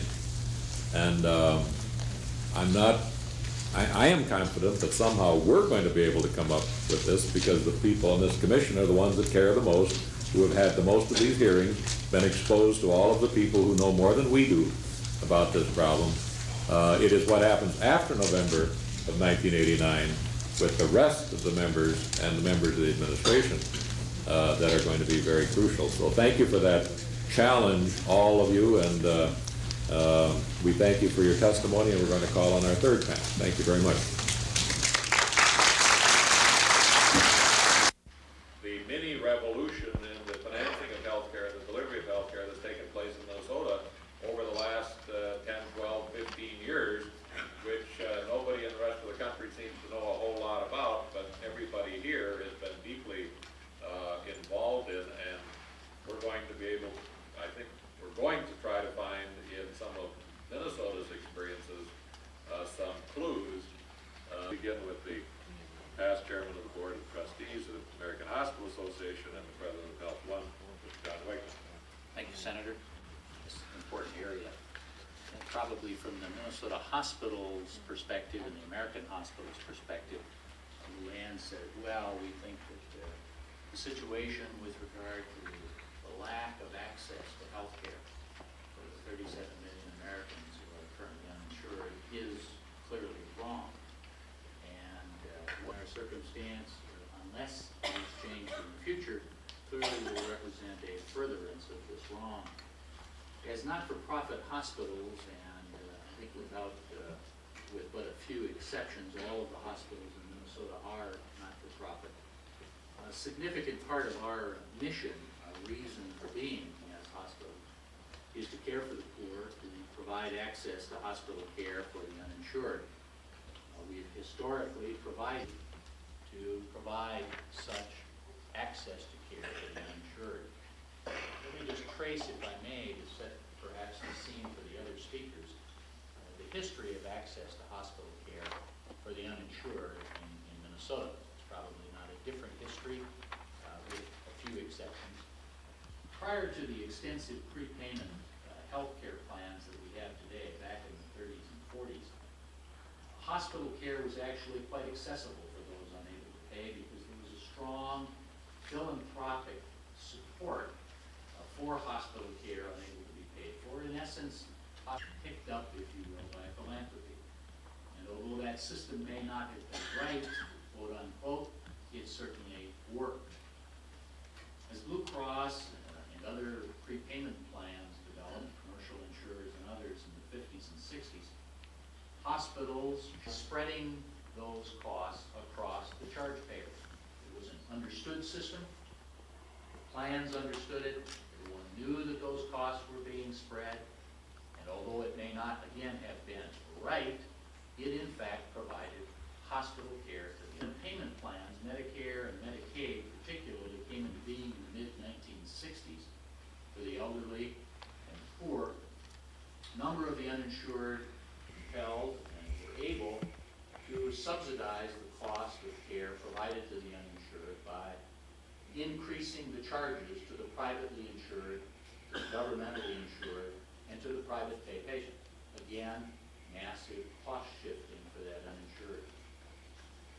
This probably wasn't right any more than the current system is right, but it was a system that everyone understood. The principal sources of government financing, as you all know, Senator, Medicare and Medicaid provide no subsidies any longer for the costs of indigent care. Private insurers, and in Minnesota in particular, the burgeoning HMOs and PPOs only pay for the costs of those individuals enrolled in their plans or subscribed in their health plans.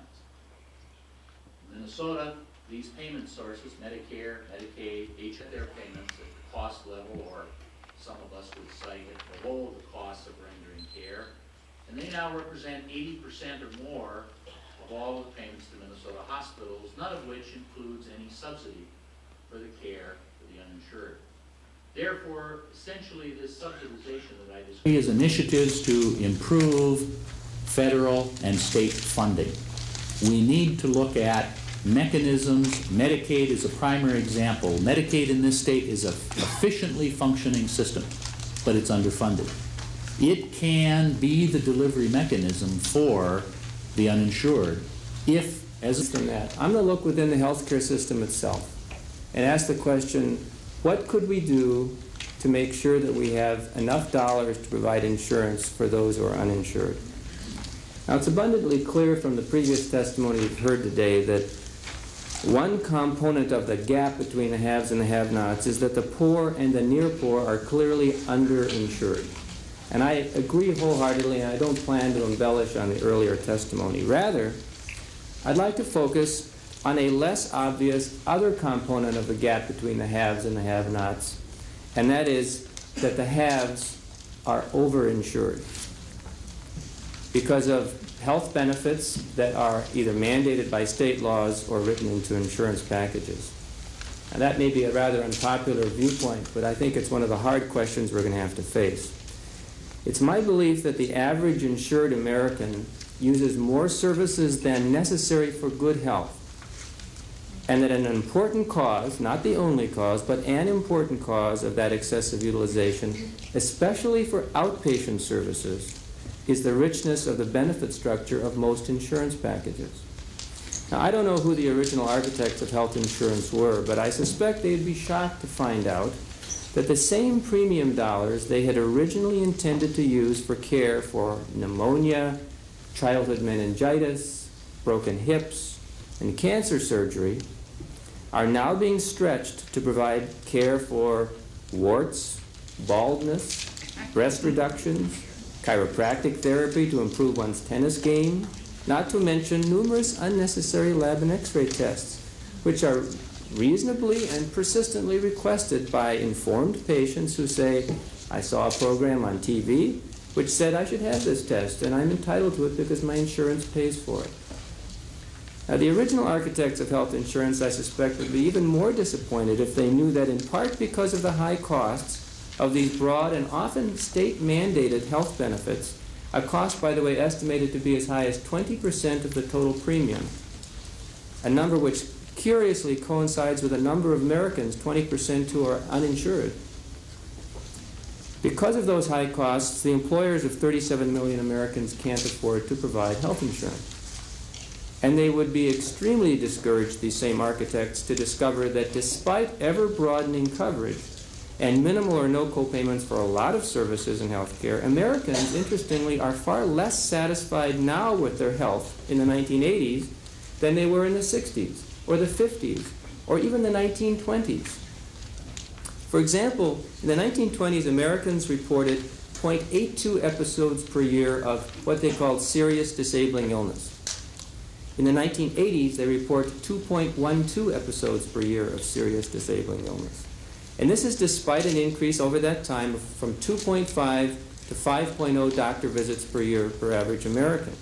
And despite rather remarkable improvements in objective measures of health over that time span, such as longevity and infant mortality and the numbers of effective treatments available, we physicians are proud of the fact that in 1928, doctors could effectively treat or prevent maybe 5 or 10% of the 360 most serious illnesses in this country. And we can now treat, it's estimated, 50 to 55% of those illnesses. Because we can do that, and in part because the media have described some really true medical miracles to all of us, and in part because of the benefit structures I mentioned, Americans seek out those expected miracles in care whether or not they are actually available for the condition they have. And I'd suggest that the national appetite for those medical miracles has outstripped our ability to provide them. My observation is that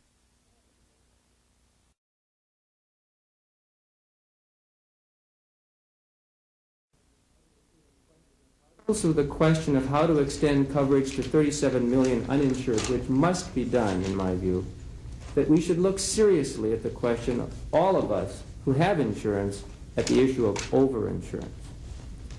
I believe that the Commission should define a basic level of health benefits for all Americans, which would cover necessary, effective, and appropriate prevention and treatment. This basic benefit package could include these things I like to call nice to have but not absolutely necessary. It could include coverage for those conditions, and I'd include baldness and infertility in that set of categories, but with a substantial point-of-service copayment, perhaps weighted by income. Now, I believe the reduction in health care costs for those Americans who now enjoy overinsurance would be more than enough to pay for the costs of those who have no insurance. In summary, then, overinsured Americans do not necessarily gain better health status and certainly don't seem to be any happier about their health than they were before they had insurance. I see little medical risk in reducing their benefits, mandated and otherwise, to a basic level in order to fund universally available insurance at that basic, necessary, and appropriate level. I said in opening that the United States is in danger of being kicked out of the Club of Civilized Nations. I would suggest to you, think about it for a minute, if even one child dies of meningitis, or one woman doesn't get a critically needed mammogram because of poor access to care, in a society in which the dollars needed for that child or that woman went instead to pay for wigs and warts, then we deserve to be kicked out of the Club of Civilized Nations. Right.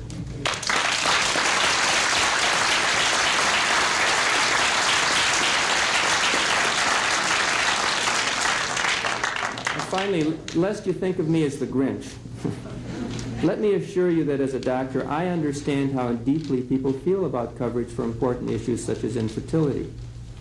I'm confident, however, that if presented with a choice between basic and necessary care for all Americans, and millions of Americans not even getting the bare minimum care because others enjoy an abundant set of benefits, Americans will be big-hearted enough to make the tough decisions. Thank you. Thank you very much.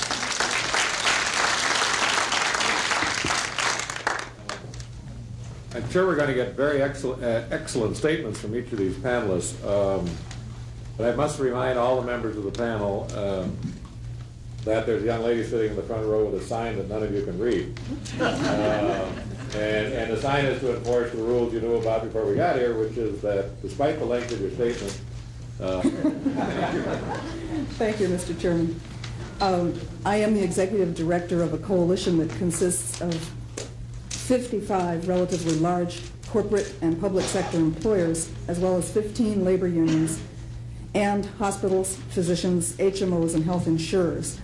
Our organization was founded in 1980 with a primary mission of promoting well-functioning competitive market in healthcare in Minnesota as the means of achieving affordable, high-quality care accessible to all. My comments are directed to the experience of that organization based on my experience working with them in the past 2 years. I do need to note that these are my observations and do not necessarily represent the positions of any of our members. The Twin Cities healthcare market is now one of the most competitive in the country, particularly among health plans.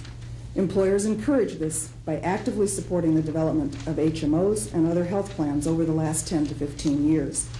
By now, nearly 50% of the population of the Twin Cities is enrolled in HMOs, and another 20 to 25% are enrolled in other forms of preferred provider organizations. So we have 3/4 of our metropolitan area population in managed care plans.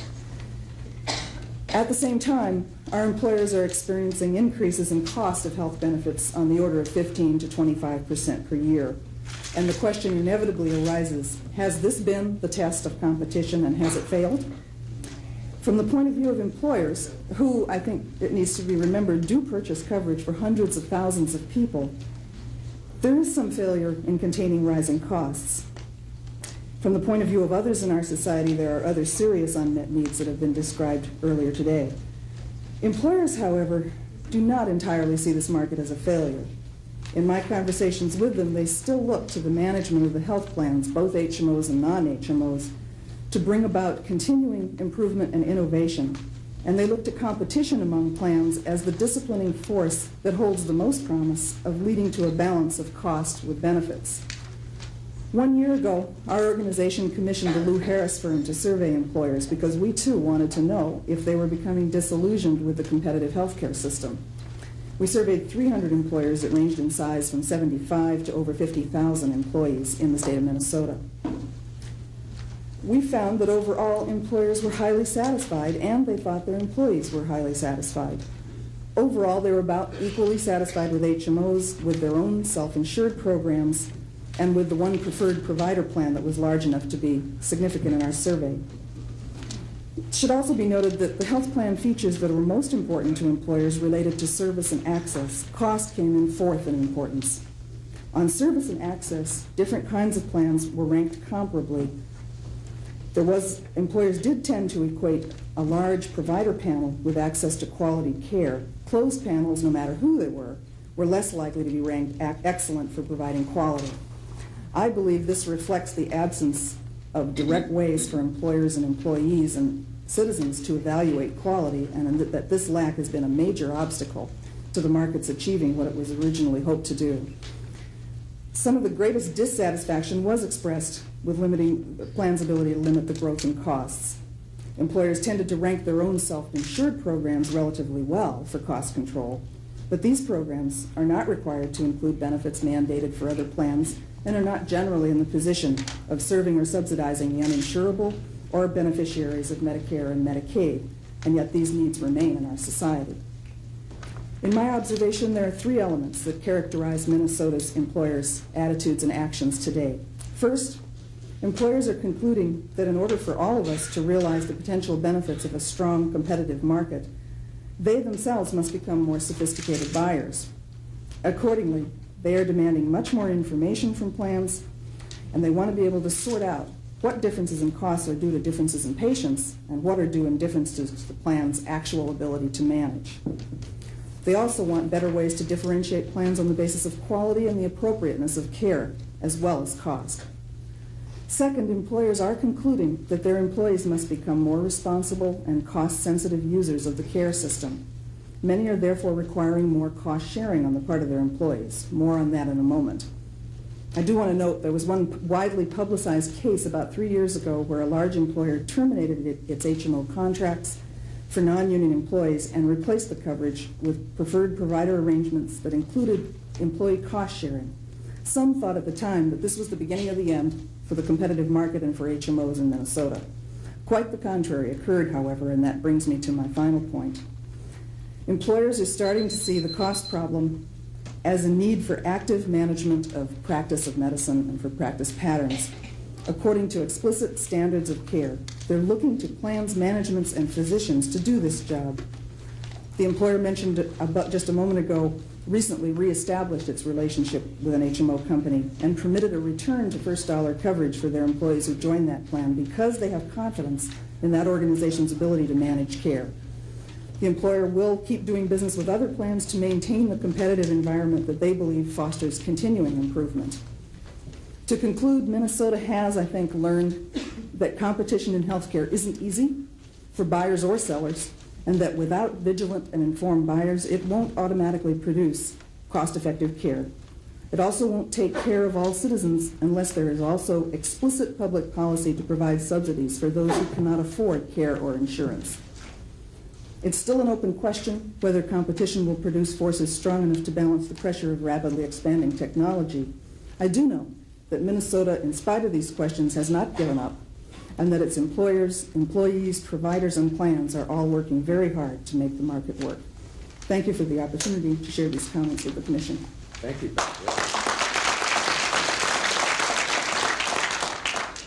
Our fourth witness on this panel is Harry Sutton. I've never been known to be able to talk for less than 5 minutes. Looking at our U.S. system, a revolutionary change does not seem possible.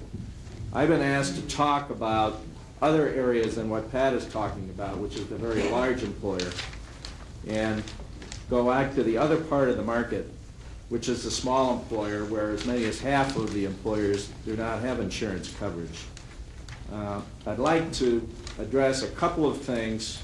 Since the U.S. moves incrementally, regardless of what Winston Churchill, or maybe in response to what Winston Churchill says, one, I think there are methods that we can shore up and try to minimize the number of uninsurable people through our employer-based system. 90% of the people who have coverage for getting governmental programs are covered through employers. I think if employers did not permit employees not to have coverage, made extended coverage, and I was just thinking because my son is graduating from college this week, and now I have to worry about where he's going to be covered for his health insurance, and do I have to buy it? I've got 8 things in the mail about where I can buy coverage for 6 months or something. I think employer plans could be expanded, making it possible for employers to cover teenagers, 20-year-olds who are not really working or in the workforce who do not have access to coverage. Part-time employees is a major problem because if you work half-time, the cost of your medical benefits is twice as much related to salaries as it would otherwise be. Very expensive for the employer. And for large employers, again, flexible benefits, a selection of multiple benefit options. They should not be allowed to permit any employee not to have coverage, even though they pay them money sometimes not to have coverage. But let's look at the segment of the market that we're concerned with the uninsured. And I'll tell you that across the United States, and Minnesota is no exception, there is a real dearth of opportunity for coverage. First of all, very few carriers sell individual coverage. All of your big insurers, Prudentials, the Aetnas, and so on, do not sell to small groups, or very seldom. Even our local company, Northwestern National, sold its small group business and does not write it.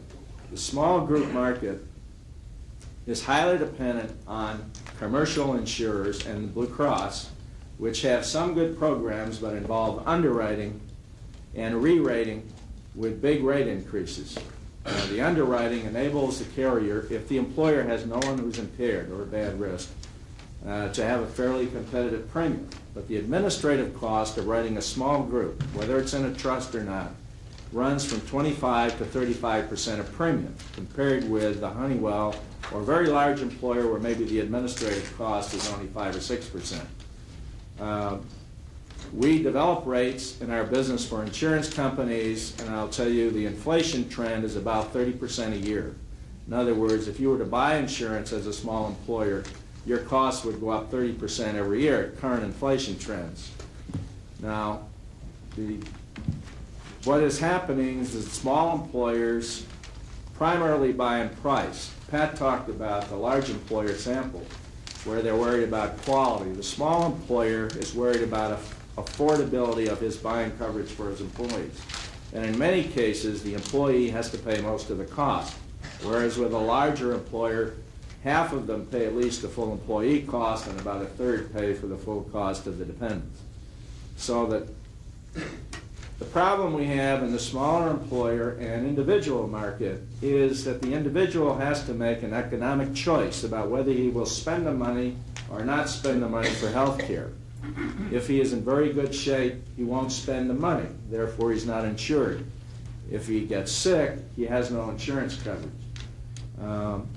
Senator Ogren's bill in our MCHIP program, which has 14,000 people who are uninsurable in it, somehow need to be melded together to produce an approach to the small employer and individual market that can get around the selection aspects of the individual needing coverage and not being able to purchase it because he waited too long. I think we have very good programs. Our HMO programs are also reaching out to Medicaid and experimental programs. They're all very difficult. My problem is that I cause problems for Don. I'm the one trying to estimate what the costs are, not who's going to pay them. And it's a very difficult problem. Thank you. Thank you, Harry, very much. Our final witness on this panel is Sheila Leatherman. The recent report of the National Leadership Commission on Healthcare proposes restructuring the nation's healthcare system and reports the issues to be addressed are three: cost, quality, and access. I will use this as the framework for my comments on managed care experience in Minnesota. Managed care has grown from an alternative to an established mainstream industry. It now covers a total in excess of 1 million persons in HMOs alone. The first issue is cost. The managed care industry has established the methods and standards for cost containment. These have now been adopted by PPOs, indemnity, and the self-insureds. The Minnesota HMO industry reduced hospital inpatient days approximately 40% in 1 decade. According to a RAND study comparing fee-for-service system with prepaid managed care, HMO members pay 28% less out-of-pocket costs. Although critics of managed care caution that such success in utilization management poses problems in quality, Dr. Robert Brook of RAND Corporation stated, quote, "Yes, there are incentives to reduce the use of services in HMOs, but there are also other incentives to over-provide in fee-for-service medicine. However, there are admittedly huge challenges remaining to manage costs. While we can make provider networks cost-effective compared with uncontrolled health delivery, there still exists the potential for long-term cost escalation.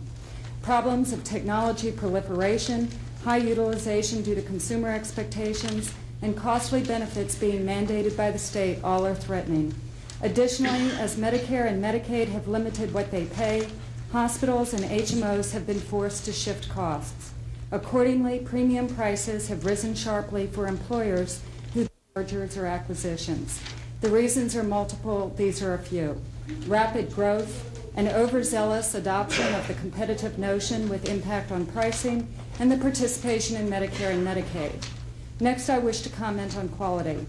Others in healthcare have talked about quality of care, but it is the managed care industry which has been required by federal and/or state laws to have quality assurance programs. Therefore, even acknowledging the incipient state of the art, the managed care industry comparatively is experienced.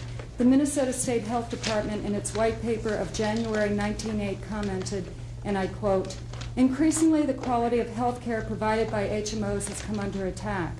but many discussions about quality of care simply take the fee-for-service standards of health service delivery as the norm. One cannot assume, however, that more healthcare services lead to better care, end of quote. This quality issue is complex, both cognitively and affectively, but the state of the art is making significant strides towards developing practice guidelines for appropriate care.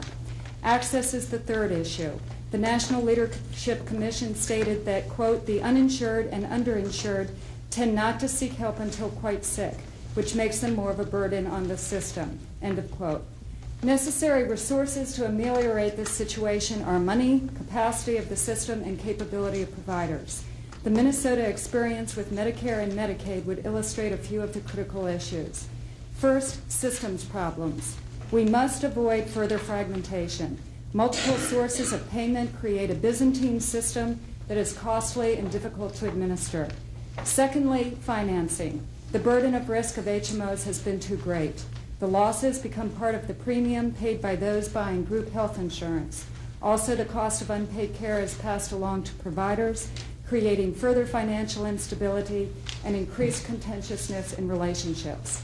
In summary, what does our managed care experience in Minnesota portend for the future, and what are the necessary actions? Regarding cost, it is necessary to make explicit the cost for all. That is, to remove cost subsidization or excessive risk assumption. Reimbursement must be fair and predictable to providers and also must avoid inequitable geographic variation. Regarding access, there must be consensus around a level of services that is based on improving the health status of a population.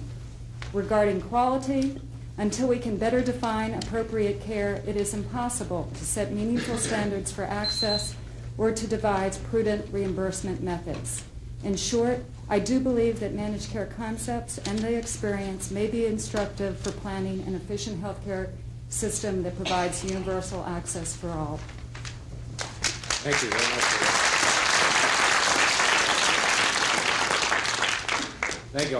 That's sort of an incredible view of where we've been over the last 10 years, where we are today, and everybody did it in approximately 5 minutes. And I'm very grateful to all of you for the effort that went into that. And I just might say to all of the witnesses that if we ever finish this hearing, which I assume will be right around the time that the chair gets hungry, which is usually right around 12 o'clock, we have yet to hear from our witnesses on long-term care, that any of you are able to stick around and come on down and take a picture with this sign, because you may not get another opportunity between now and November to do it. If you want to do it, please feel free to do so. Besides, the next witnesses are just as good as the witnesses we've had in the past. So thank you very much for all 5 of you for being here. Our next 3 panelists, the Center for Health Services Research, the University of Minnesota, and contributions to this issue, all 3 of you, which are legion already, and for your contributions here today to have you agree to be part of this introductory panel. We'll begin with Commissioner Gardner. Good morning, Senator, and thank you for the opportunity to be here. On behalf of the governor and all of us in the privileged administration who work on health care issues, we want to thank you for your leadership in the Congress and also for your advocacy for solutions and issues that we identify in Minnesota. We're very grateful for that. Thank you very much. As you know, the legislature completed its 89th session this week and took up a variety of health care issues in Minnesota. Considerable time was spent debating these issues, and I think considerable progress was made in working on a number of health care problems. First of all, the state's children's health plan, which provides basic health care services to children and families who do not qualify for Medicaid but who exist in still low-income families. That plan has been expanded to include children up to age 18. We also began laying the framework for a comprehensive new children's mental health program, which includes a variety of community-based services, including specialized foster care, and expanded the state's mental health program for adults, again by expanding options for community support for adults with serious and persistent mental illness. And the legislature approved a plan to move most of the persons with developmental disabilities now living in state hospitals out of those facilities and into community-based residential homes. I think as this partial list demonstrates, we have continued in Minnesota to try to provide innovative solutions to ongoing health care issues, but it's quite clear that additional problems need to be addressed, and in the area of long-term care, we know that there are many of them, and we're glad to talk to you about that. Just a few years ago, Minnesota, like most states, had only one solution for providing services to the elderly, and that was institutional care. We've come a long way, as many other states have, and I think we are strongly committed to allowing our elderly citizens and our handicapped citizens to retain as much independence as possible for as long as possible. And again, I think that's consistent with the issues that we've taken up in this session. In the last 5 to 10 years, Minnesota has, I think, provided leadership in creating a long-term care system that can serve as a model for other states. We have an extended and extensive pre-admission screening program. We have a variety of home care options, which we know aren't fully adequate, as we heard testimony on this morning. We've provided mechanisms for long-term care insurance to be sold. We have a case mix reimbursement system and a moratorium on nursing home beds, and that's all part of our continually changing system. But we know even as we change this system that it's not keeping up with the needs and desires of our citizens or with the changes generally in the delivery mechanisms for long-term care. We're really on a whole different ball field than we were a few years ago. There are now new housing and home care blends. There are considerable shifts in consumer preference and what's available. There's an increasing number of elderly, particularly frail elderly, and we know that nursing home physical plants, at least in our state, are really not compatible with consumer choices anymore. And of course, we've begun to try to deal with the changes in nursing home care mechanisms under OBRA 87 and the Catastrophic Coverage Act of 88. For Minnesota to remain on the forefront of long-term care, we need to begin planning for a future that meets the needs of our citizens 10 to 15 years down the road. And recognizing that that need exists, the governor has appointed a multi-party commission directed toward establishing a long-term care agenda for the 1990s. We hope out of that commission will come additional recommendations for specific action for strengthening independent living options for seniors. I think this supports generally the notion that while national long-term care policies will continue to emerge from Washington, Minnesota cannot and will not forsake its leadership role. We now live in a world of progressive federalism as identified by the National Center for Policy Alternatives. The authors there identify that as a system of government based on the reality of large federal deficits, of cuts in federal spending, and yet the continuing need for expanded governmental response to the problems of its citizens. Where we once looked exclusively to Washington for answers, states are now providing some of their own solutions. State initiatives in such areas as welfare reform, parental leave, and health care for the uninsured, including the proposal you heard discussed earlier today, have spread from state to state and have become the basis for national policy debates, and I think that will continue to be true as well in the long-term care area. So we've begun that leadership effort at the state level, but we also know that there are hazards in simply developing an assortment of isolated solutions. We also know that private sector options such as private long-term care insurance and new housing and service packages don't sufficiently address all the future long-term care needs. In order to be successful at resolving these issues, we believe that the Congress must work with states, and you've been very generous in your efforts to work with us. And we believe that that effort has to continue over a period of time as consumer choice changes, as demographics change, and as the solutions for this problem revolve. English author John Ruskin once said on the subject of cooperation, "Government and cooperation are in all things the laws of life. Anarchy and competition are the laws of death." And we know if we're going to solve this problem, we need to focus on that cooperation, and we look forward to the chance to work with you on this over the next few years. Thank you. Thank you very much. Dr. King, thank you for being here. Thank you, Senator Durenberger. I think all Minnesotans want to send Senator Pepper our best wishes for a speedy recovery and hope that he doesn't face too much long-term care. I think this country has been known as the land of the demonstration project, We are turned to by all the world for good experiments. Unfortunately, we have no programs. And I think that if there is a theme to be taken away from our considerations about long-term care in this country, it is perhaps how to focus on buying more with the dollars we spend rather than our constant fixation with simply paying less. I'd like to suggest that we have three underlying problems that we need to address in long-term care today. The first is universal coverage of basic services that are provided in an environment that comes with dignity and privacy. This means eligibility based on functional status and not on poverty. It means recognition and support for the critical role that families play in delivering long-term care historically and indeed in the present and in the future. Second is to recognize that we are a country that takes great pride and places great importance on public-private mixes in terms of how we fund this care. And any solution that we find has got to incorporate, I think, this mixture of public and private support. And the third is that we desperately need greater creativity in the design of services and programs that emphasize the results of care in terms of both quality of care and quality of life, rather than our fixation with trying to define exactly how that care is provided. Now, I have two proposals to put to the Commission to respond to those three challenges. First is, I think that we clearly need universal coverage for services. But I would suggest that coverage be directed primarily at care services rather than preserving the now, I think, anachronistic mixture of residential coverage and care services.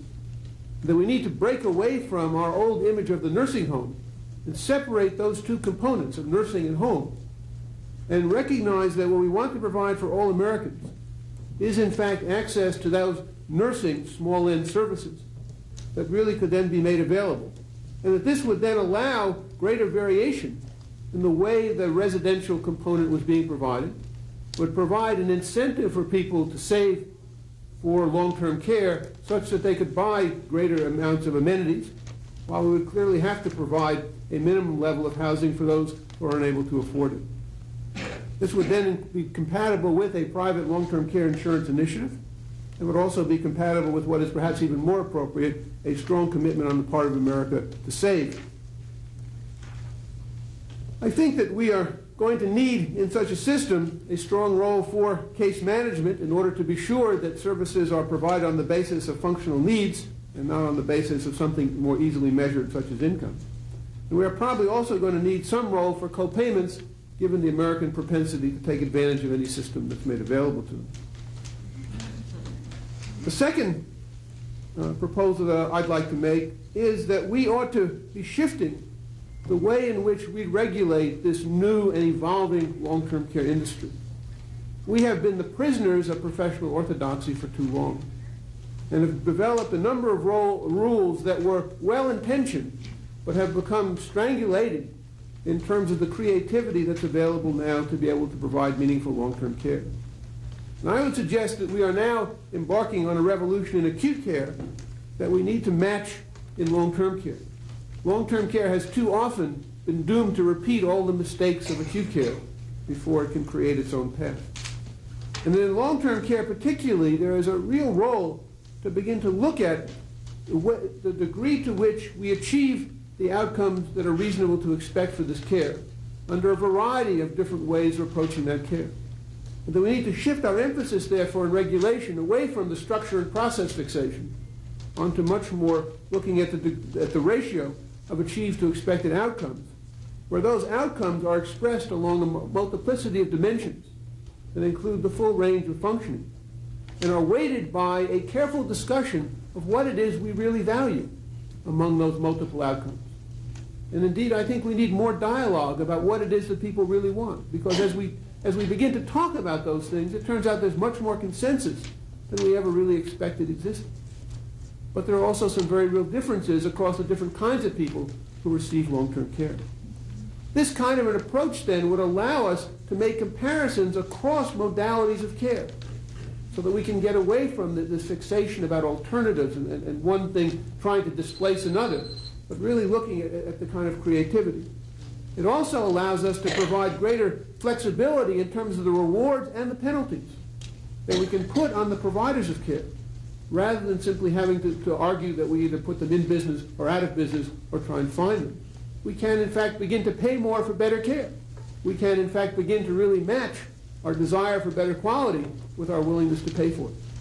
And at the same time, we need to be willing to pay less for poor care and to do something about improving those people by either taking them out of the marketplace or making some very dramatic changes in their behavior.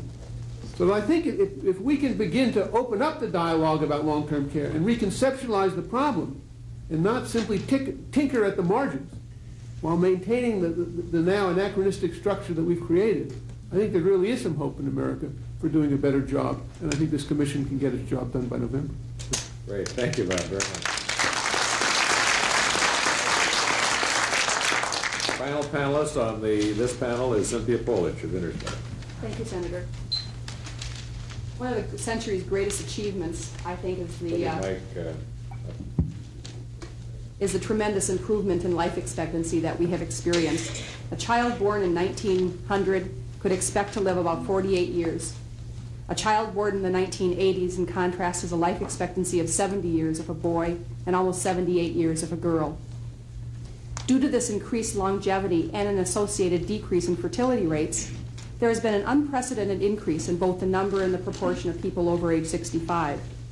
Increases in the number of people over age 85 are particularly spectacular, and it's expected that the number of people in this age group will increase more than 8 times between 1980 and 2050, while their proportion in the total population will increase from 1% to over 5%.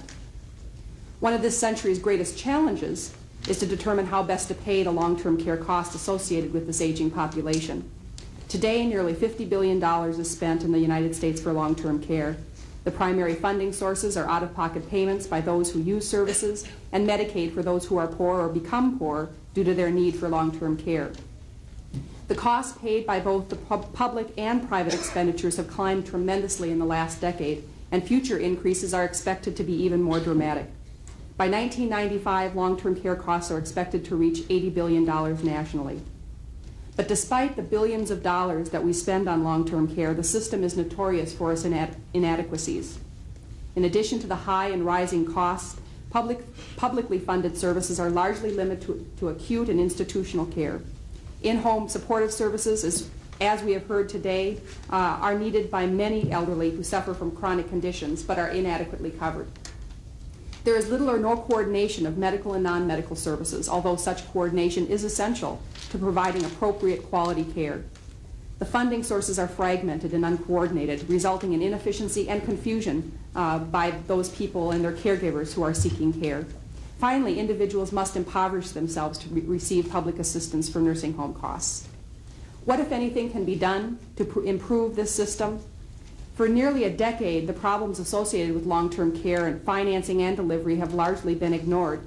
This is quickly changing, however, as consumers, policymakers, insurers, and providers become increasingly aware of the flaws and costs of our current system. Numerous proposals are being developed to improve the long-term care financing system. Unfortunately, most of them seem to focus more on who will pay rather than what should be done. One approach is to stimulate the private sector to pay for a greater proportion of long-term care costs. Typically, this approach means encouraging the proliferation of private long-term care insurance policies. Proponents of long-term care insurance argue that relying on these policies is necessary because governments simply cannot afford to fund long-term care. In contrast, some promote a long-term care system that is fully funded by the public sector. Proponents of this approach argue that the federal government is the only entity that has the opportunity to use the entire population as a risk pool for insurance purposes, thus minimizing program costs and individual premiums. The case has also been made that a public sector approach would provide greater access to services in a way that does not burden the frailest and poorest elderly in our society. Interstudy, after 2 years of study funded by the Pew Charitable Trust, has recommended that the federal government take responsibility for financing long-term care through the development of a modified social insurance program that would comprise of Part C of Medicare.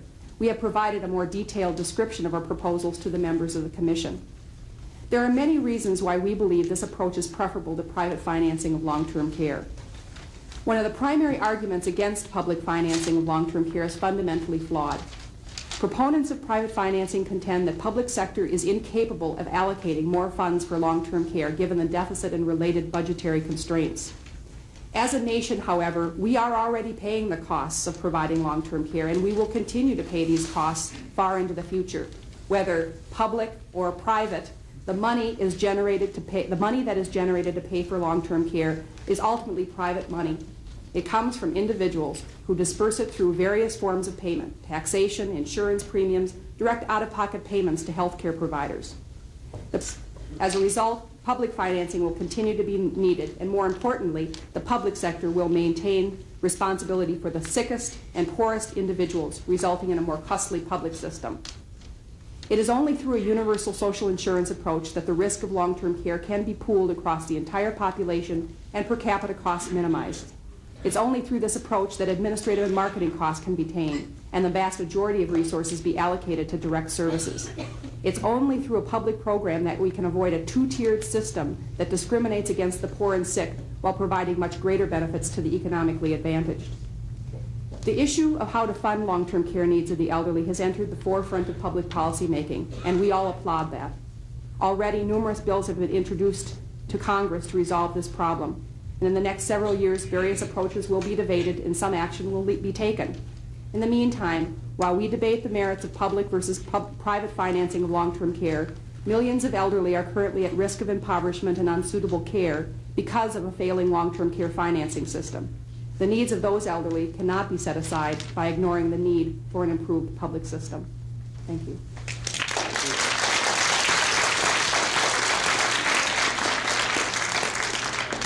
On behalf of the Commission, let me thank all three of you for that well-articulated and deep commitment to the future of long-term care.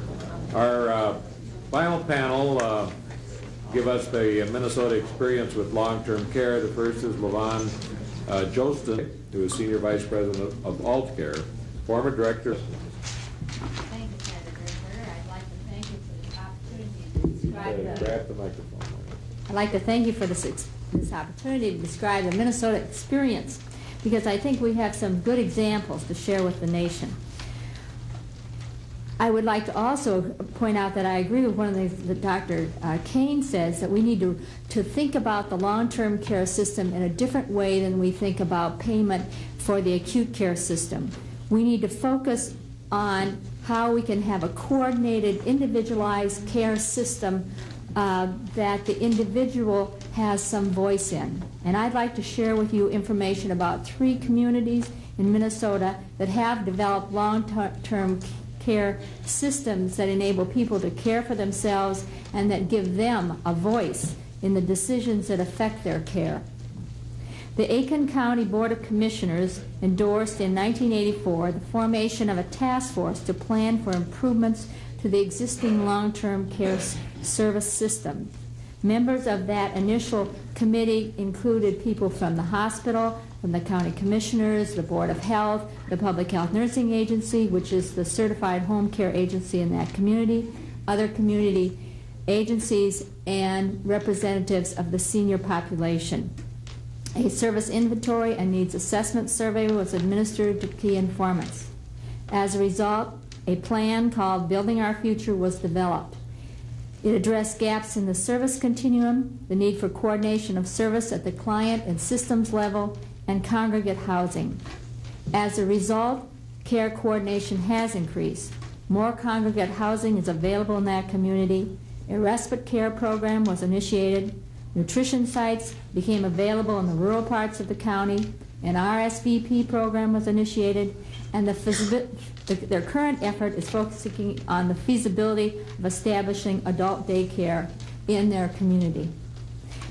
The Aiken County Long-Term Care Task Force is advisory to the county commissioners, who are the payers of last resort in reference to long-term care.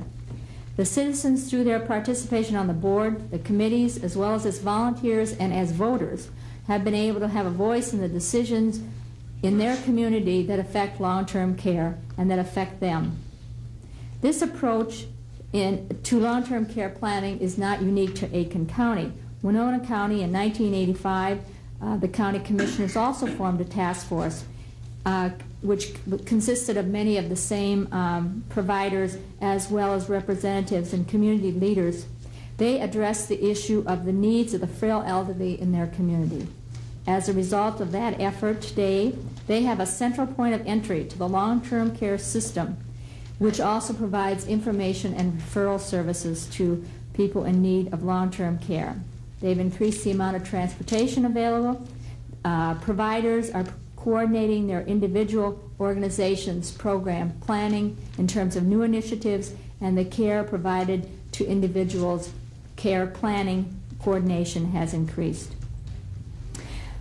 These initiatives are also occurring in the metropolitan area. The St. Anthony Park Block Nurse Program was started by a group of women in the St. Paul community who wished to develop a system of long-term care so that their neighbors could stay in their homes.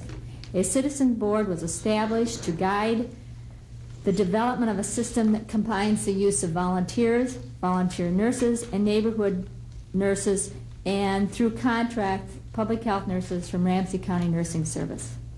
The latter oversee the home health assessment and care planning, plus obtain any possible third-party payment. Evaluation data suggests without this program, the majority of the clients served would be in nursing homes at significantly greater cost to the community.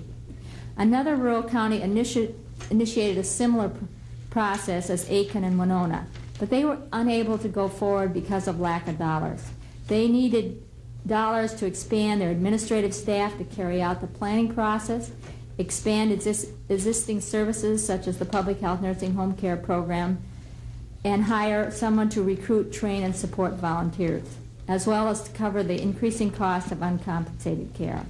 Another problem is federal and state reimbursement policies, which are designed for the acute care, home care, rather than for long-term care. A current example of a Medicare requirement that's increasing cost in Minnesota is that for the long-term care maintenance person, that the frequency of nursing supervisory visits to the home health aide who's providing the bath is increased. This means the dollars to counties are increased, and it adds to the nursing shortage. These are amongst the many reasons some communities have not initiated long-term care planning. They need help with these problems. Other forms of help needed include training, technical assistance, incentives to communities to establish long-term care systems, and increase funding to pay for uncompensated care.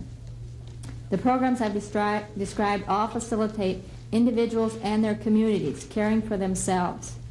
Communities and county government are like the elderly individuals. They want to be able to care for their citizens. They, like the individual, need assistance for that to occur. Thank you. Ron, thank you very much.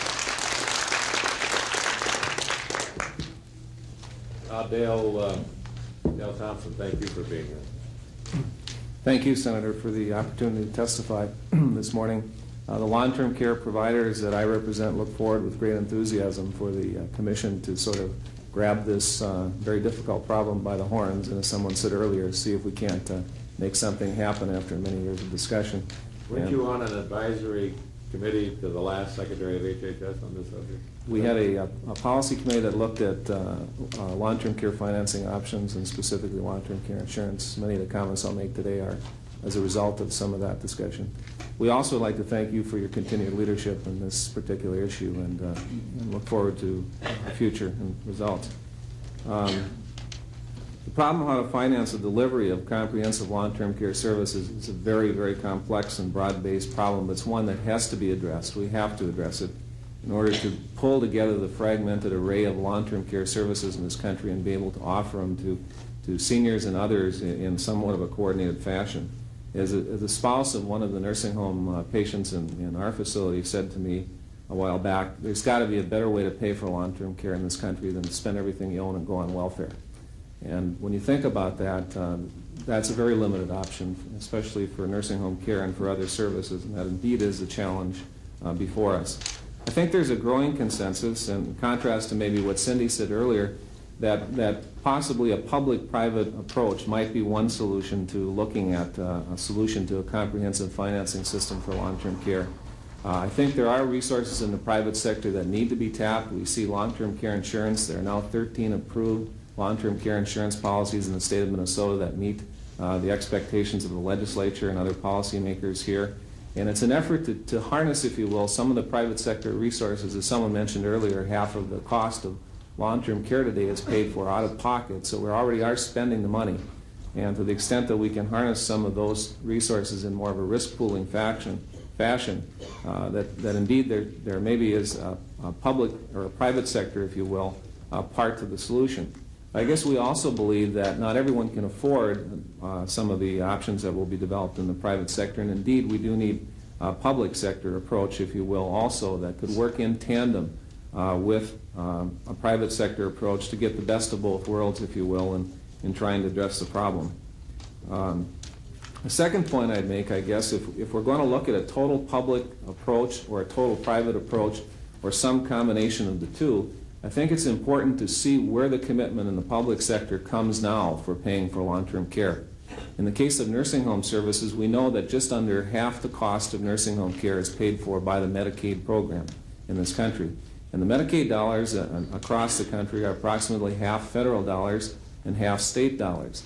And as we look for commitment, public dollar commitments to fund whatever approach we end up with, it's important, I think, to retain the commitments that we have at this point, because it'll be difficult enough looking for new public commitments for funding, be it tax increases or other types of public commitments to fund whatever the solution is going to be. One specific thing that we see happening is with the state commitments to Medicaid. Again, about half the cost of Medicaid is paid for by the states. Last year's Medicare catastrophic proposal expanded the coverage for nursing home services under the Medicare program. And what we see happening is an expanded utilization of Medicare benefits in nursing homes. That has the effect then of having the Medicare program paying for more days of nursing home care. It lessens the burden, if you will, on state Medicaid budgets, and we see in all the state legislatures across the country a Medicaid savings being realized in the various state legislatures because of the expanded Medicare dollars.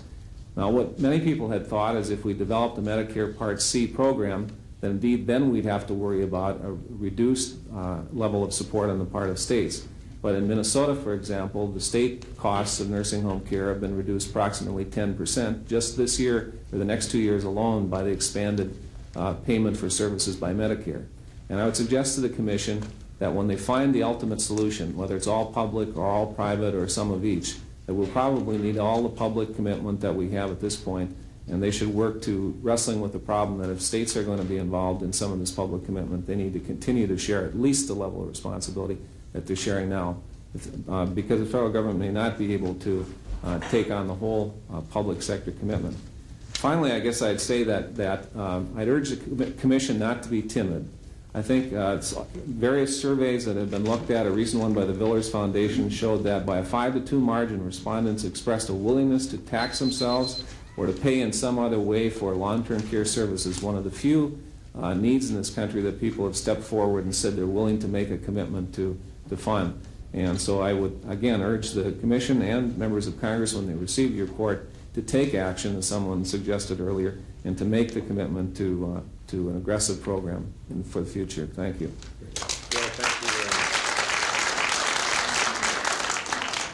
Now, Gail Commenbo. Thank you, Senator. As nonprofit providers, we have been the active, if not always willing, participants in the reform policy that Sandra Garterbrink described earlier. And there have indeed been successes in Minnesota in cost containment and in the expansion of the continuum. Nursing home occupancy continues to climb here in the state in spite of tight controls on supply. Savings in the state Medicaid budget have been considerable, and most importantly, we have introduced some new options for consumers. There have also been some unintended consequences of all of this change. The nursing home industry in our state is in serious financial difficulty. In the current rate year, we project revenues over expenses for nursing homes in this state of just $131,000. On anticipated operating revenues of $650 million, that translates to an operating margin of less than 0.02%. The industry is replete with stories of homes spending reserves and borrowing money, in some cases to make payroll, and in other cases to avoid compromising our long-standing commitment to quality of care. A combination of things has created this situation, including some design flaws in the reimbursement mechanism of our state case mix system, and spiraling labor costs fueled by an intensifying nursing shortage. But my message to you today is that we still rely on nursing homes to meet the long-term care needs of a portion of our elderly population. And in spite of our program advances, those nursing homes remain heavily dependent on Medicaid. And the use of Medicaid means that the people in those homes must impoverish themselves to get the care that they need. This is not a situation unique to Minnesota, but perhaps nowhere is this dependence better illustrated, since we are the only state which statutorily limits the private pay rate to the Medicaid rate. There is no cost shift to other payers, and this fact serves to underscore the pressure states are under to adequately fund the Medicaid program, and the dilemma that we face as providers in trying to respond to rising consumer expectations in the context of a reimbursement and regulatory system that financially rewards efficiency but has no similar incentive for quality or innovation or creativity. I don't believe we can talk about the establishment of a comprehensive long-term care system without addressing that dilemma. A part of the answer may lie in stimulating private resources, but in addition, I think we need to look to changes that are underway to reshape the service delivery system along the lines of what Dr. Kane discussed. The role of the nursing home in the continuum has changed. Here in Minnesota, the number of admissions and discharges to facilities increased by nearly 10% over the last 2 years, but the average length of stay declined by 25 days. More and more, homes find themselves caring for persons in one of two categories. First of all, those people who stay for a relatively short period of time for rehabilitation or respite or terminal care, and those numbers are increasing. And secondly, those persons whose length of stay is longer and may be described as among the oldest or most frail or impaired, or those without the kind of family support we heard so eloquently described this morning. As you look at long-term care programs and financing, incentives should be created for greater emphasis on care in that first category. However, it's vital to recognize that the real catastrophic nature of long-term care costs for both the consumer and the provider lie in the second category of care. It's also these residents who are the least likely candidates for alternative services as we know them today. As we look at our current reliance on medical assistance, I will echo some of Dale's words in commenting on what we see happening in Medicare in Minnesota. A year and a half ago, I had the opportunity to testify before you, Senator, and I said that long-term care was not Medicare was not a long-term care program. And while that may still be true, we've seen some dramatic changes. In 1987, Medicare utilization in Minnesota accounted for less than 1% of all resident days. In 1988, that figure grew to 3%, and by 1991, we expect total resident days covered by Medicare to be 16% of resident days in Minnesota. These improvements can be traced largely to the improved coverage guidelines, but also to the Catastrophic Health Care Act. This is great news for consumers, and savings also accrue to state Medicaid budgets. We do have a significant problem to work out on behalf of providers in Minnesota that's caused by a lack of interaction between the federal Medicare program and our state Medicaid program. But the thought I'd like to leave you with is this, that as the federal government gets the bill for these increased services under Medicare, I do hope we won't see an erosion of the progress that we have made to this point. Rather, I hope that we might be able to create the kind of momentum needed to develop a restructured Medicare program that would embrace the full range of long-term care services in the kind of social insurance approach described by Grace Nelson. Finally, while most of us as providers trace our roots to nursing home services, we are increasingly involved in senior housing options, adult daycare, respite care, caregiver support, and more recently assisted living. And so I would say to you that we stand ready to work with you not as part of the problem, but as part of the solution to comprehensive long-term care. Thank you very much. Thank you, Bill. Our final panelist, Rich, thank you for being here. As the final leg of this hearing today, I'd simply like to assert that the business of long-term care is entering a period of profound change without historical precedents. The population in need is expected to grow faster than at any time in history, and this is most clearly indicated by the sevenfold increase in the 85-plus population that is projected for the next 70 years, while the overall population is projected to only increase by 50%. We have a federal deficit without historical precedents, yet there is not a public will to increase taxes.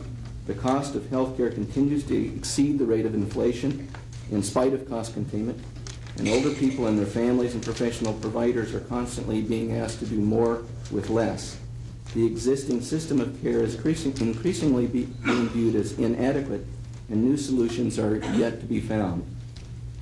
With this context, I would like to offer 3 overall recommendations.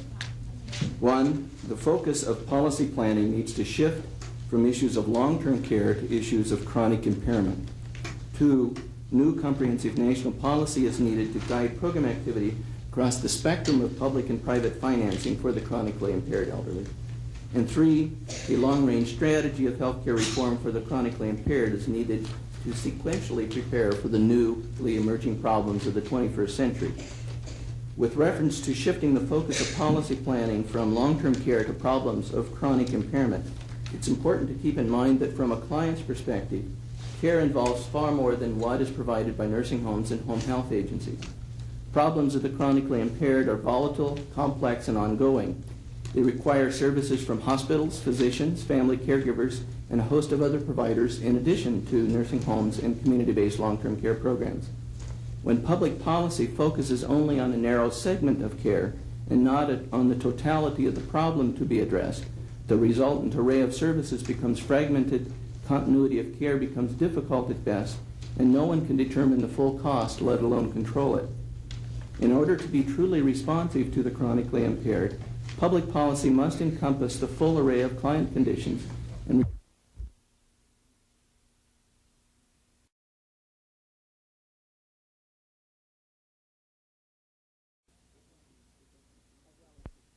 as well as perfecting professional competencies. It means establishing care policy to include help from the time a person breaks a hip, first experiences mental confusion, or has a stroke, and maintaining support until functional recovery or death. It means supporting the development of care networks where hospitals, physicians, nursing homes, home health programs, family caregivers, churches, and others work together in addressing this multi-problem condition. If it is the intent of the Commission to take a comprehensive view of long-term care, then it's critical to look at the problems of the chronically impaired in their entirety, to develop national policy which responds to the totality of those conditions, and to include care options that reflect how the conditions are naturally exhibited rather than how health care is traditionally practiced within a predefined provider set. 4 examples of program innovation that reflect this provider view are the Block Nurse Program, which was previously discussed, the Alzheimer's Care Network, Elder Homestead, and the Minnesota-based social HMO called Seniors Plus. The Alzheimer's Care Network is a program of the Wilder Foundation and includes a restructuring of the full care continuum. Support is offered from the point a person first identifies loss of memory or confusion and maintains involvement throughout the duration of the illness. Covers all aspects of housing, health, and social services. Elder Homestead is a dedicated assistance housing strategy that serves people at risk of nursing home placement, but it's not a nursing home. All residents have nursing home type conditions, yet each resident only receives what he or she wants. Care and facility issues are under separate management, and each resident only receives and pays for the care that is appropriate for his or her needs. Seniors Plus, the most well-known of the 4 programs, is one of 4 social HMOs in the country designed to offer long-term care as an integral part of a total health care program. And it seeks to work with older people and their families, whatever their condition, and offers non-medical long-term care benefits, as well as hospital, physician, and nursing home benefits under a single capitation. In analyzing these program alternatives, it must be recognized that none of these programs would be able to function under their current form if they were totally dependent on existing public financing and had to function under existing rules. They serve clients in ways that are natural and preferable, and not in ways that are traditional. Part of the key to their success may be that those involved are more concerned with naturalizing professionalism than with professionalizing voluntarism. And they give priority to client needs rather than simply what Medicare will pay for. Therefore, in summary, I'd simply say that it seems extremely important that as we approach an umbrella policy, that this full spectrum of care be taken into account, all of the financing public programs be looked at as part of a single kind of policy strategy, and that we look at how care is provided and needed in a natural way and not simply how it's currently structured. Thank you.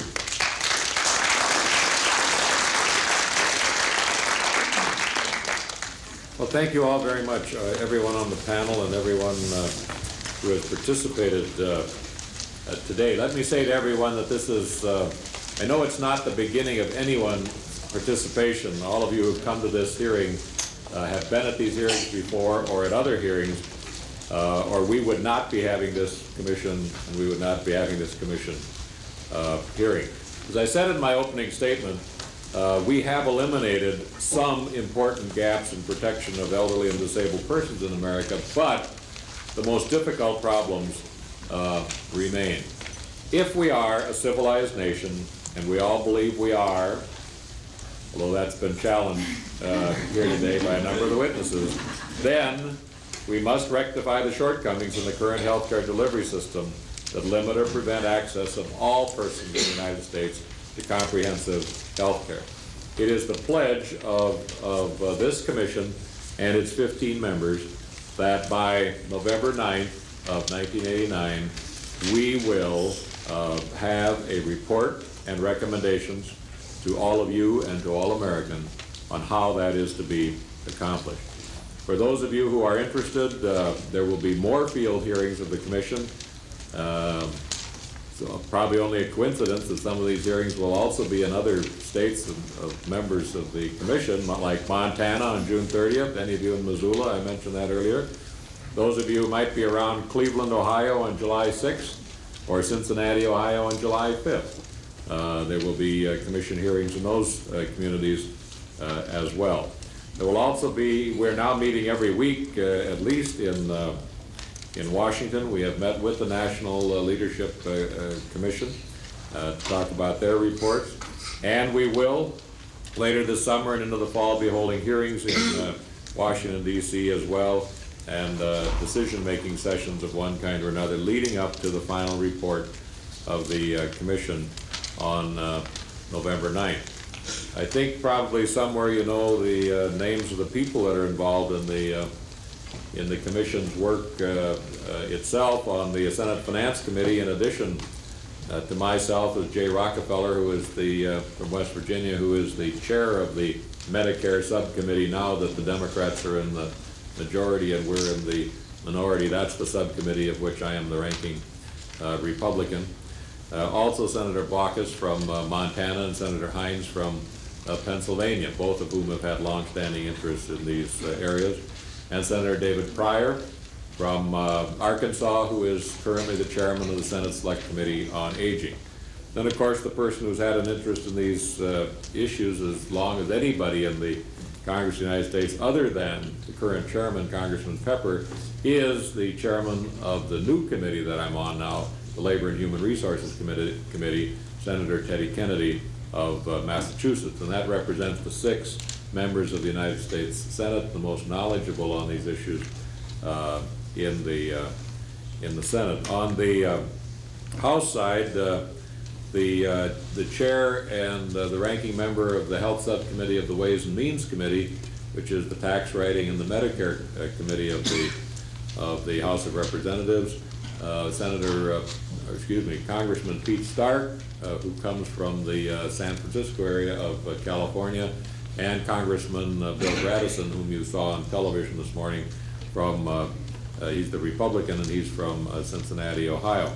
Then, in addition to Senator / Congressman Pepper, who's chairman of the Rules Committee, the congressman who is responsible for Medicaid legislation on the House side and is a member of the Energy and Commerce Committee and chair of its Health Subcommittee is Congressman Henry Waxman, who comes from the Los Angeles area of California. And also Congressman Tom Talkey from, I think he gets in there through Energy and Commerce, doesn't he, from Iowa. Tom Talkey, a very, very excellent young congressman from the state of Iowa. Congresswoman Mary Rose Okar from the Cleveland area, I believe, of Ohio. And if I pretty well covered, and those are the 12 congressional members of the commission, and there are 3 other laypersons who were appointed by the president to be part of that commission. All of you, and those who couldn't come here today, will have further opportunities to be involved in the work of the commission. I introduced you earlier to Mary Edwards, who's on my staff here in Minnesota. Mary, would you just stand up so that in case anybody doesn't know you, they can see you? And also the new person on my staff who is doing all of my health policy work in Washington, D.C., who is not new to this field because she worked many years at the Department of Health and Human Services in a variety of areas, is Kathy Mean. Kathy is right here. And there are a variety of other people with whom you will be in touch over time on my staff.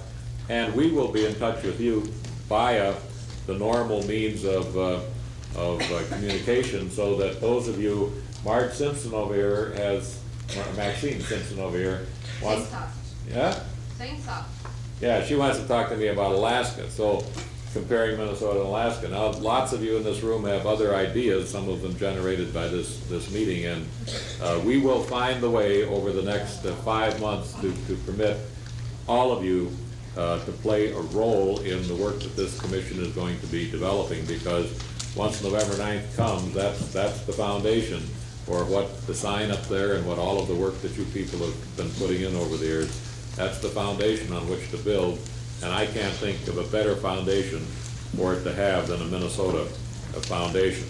Let me conclude by again thanking Dr. Reinertsen, who made this place possible, Marge Canning, who's carried out that responsibility, Mark Stein, who's made it possible for at least 100 or more people who couldn't get into this room to be with us today via video, Shara Wolves for the communications, public relations, and everybody who is part of Park Nicollet here, who is, they park their cars, they walk to work, park their cars someplace else, so that a lot of you guests would have more convenient parking here today as well. And then also without leaving anybody out, but I just have to mention Peter Wyckoff and the Senior Federation, because I suspect Peter and the Federation had some hand in making sure that some buses got out and some folks got here, and it can't be a mistake that all of these pennants and all that sort of thing, and somewhere in there I see the Federation's fine hand, and we thank you all. Thank you very much. Panelists, the hearing is adjourned. Thank you.